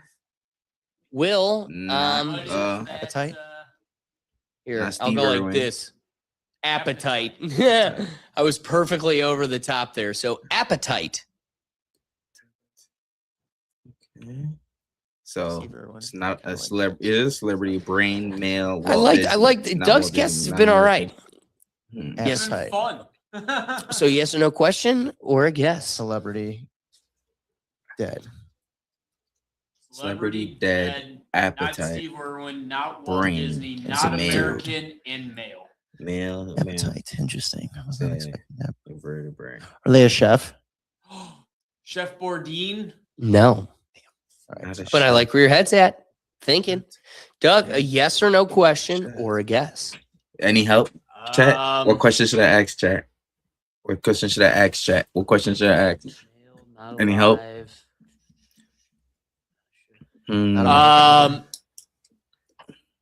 Is this person known for acting? That is not what they're known for. No. Ricky. Yes or no question or a guess? Just a random guess. Is this Kurt Cobain? No. Good guess. The brain thing. Oh my God, that's funny. I won't lie. That's But Kurt Cobain was American. Bro. Kurt Oh Cobain my was God. American. Brain and fuck then you. I Appetite. got appetite. Brain and an appetite. All right. Well, I guess we got to go to our Dan, next any round. help, We chat? got one more following this. One more Chat, set come of on now, guesses help. following this. Any help? Any So, guess? We got one more this slide is after the this. page before our person. Cannabis. Cannabis. And they're not American. Starting with Will. Does kind of screw up my thought They're process. Yes not or no American. question not or a a chef. guess? Appetite. Kurt Cobain. Not American. Brain I don't know male. what my thought process was. Vertebrae. I'm gonna just say what my thought process was going out Dude. there. This one kind of threw me, is I don't know if this individual partook in cannabis. I know this person is not alive, but it actually makes it worse because this person is American. But I was thinking serial killer, maybe like a Jeffrey Dahmer. And I was like, okay, maybe because appetite. But he's an American. But he's an American. Bob So Marley. Oh. Bob Marley's American. No, he's not. He's Jamaican. Jamaican, dog. Get it right, Will. Jamaican. Come Even, on. Bob Marley. even Ricky's over there Come on, agreeing with Is me, it Bob Will. Marley? It's Yeah! Bob Marley. Whoa! Doug got Will's over here going, he's American. Dude, he is not. Come on. Ricky, tell him. Hey, Ricky, Doug. tell him. Doug, I'm gonna pull Bro, you. I Doug. fucking won. You guys Yeah, we didn't won, win. but Doug, So Doesn't suck it. matter. I Suck gave it. it to you. Suck Doug, it. bro. Doug, this is how you need to be, bro. Like, I Yes. fucks with this. Yes. Dog. Yes. Yo, The whole Doug, time, I shout was out like, all to right, I like you, the my way we're brother. moving. I like we're moving. When Doug's locked in and not throwing a We temper won. tantrum, Once we got he's to good. cannabis and he's not American and he's dead. What? My immediate thought was Snoop Dogg, but he's alive. So Snoop Lions, person of I was interest. not thinking Bob Alex. Marley. You know, Come on, people. We That should have was knew this. easy. It's Black History Month. We expect Alex to pick somebody black. You know, and represent for the Black History Month. Well, I need you to know, I've been sitting on Bob Marley a fat minute. I would have thought Ricky would be sniffing this one out quicker than Doug. No, I had no clue. Cannabis? I wasn't even Oh, for thinking. sure. Literally, as soon as we got to cannabis, I was like, it's got to be Bob Cannabis Marley or was Snoop what Dogg. screwed up me But because Snoop I don't know Dogg's why I alive. was so embedded in serial killer for a second, and I was like, I was No, I thinking don't like, Okay, I'm not trying to coach you guys on how to beat my game, but like your first couple rounds need to be the generic. Nobody asked if he was black or white. I That didn't ask would've that this changed time. all my the game. questions were That's around- usually my question. Didn't need to. My bad. I know. Usually wait till we get to didn't need Ricky. to. We didn't need to. I got it. Ricky, without Doug. even getting Doug it. is so. Hey, live I love on it. this Doug's high horse, gassed. Doug. Chicken You are dinner, Capitan. bitches. You Doug, are you the didn't motherfucking need captain, to. Doug. Oh, Captain, my Captain. You know how this goes. Tell the folks where to find you. And then you should probably tell them about your Thursdays on your channel. Yeah, man. Thursdays, we have the Stoner and the Scholar Show with high takes, legal facts, and real world dilemma. Me and Alex be out there chilling and dropping gems, man. Dropping gems for y'all. And Just Another Day TV, we be streaming everywhere, all platforms. We're outside. We're always outside. And streaming from your mama's underwear. It's crazy. With everything being considered, we appreciate you joining us. We made you laugh. Chat. We made you think. The best thing you could do to Spinning support what stream, we're dog. doing here is like this episode. Be Fucks with y'all. Ortiz, bless up to you, my G. Thank you for coming in, chilling with us, bro. Hope you enjoyed the show. Enjoyed their show. You know what I mean? There. It was a good night. It was a good night. Street Side, bless up to you, brother. Lily Parker, bless up to you. Bad Gal, bless up to you. Much love to all y'all. More life, more energy. We outside, chat. Peace in the Middle East. Life fried geese. Just Another Day TV.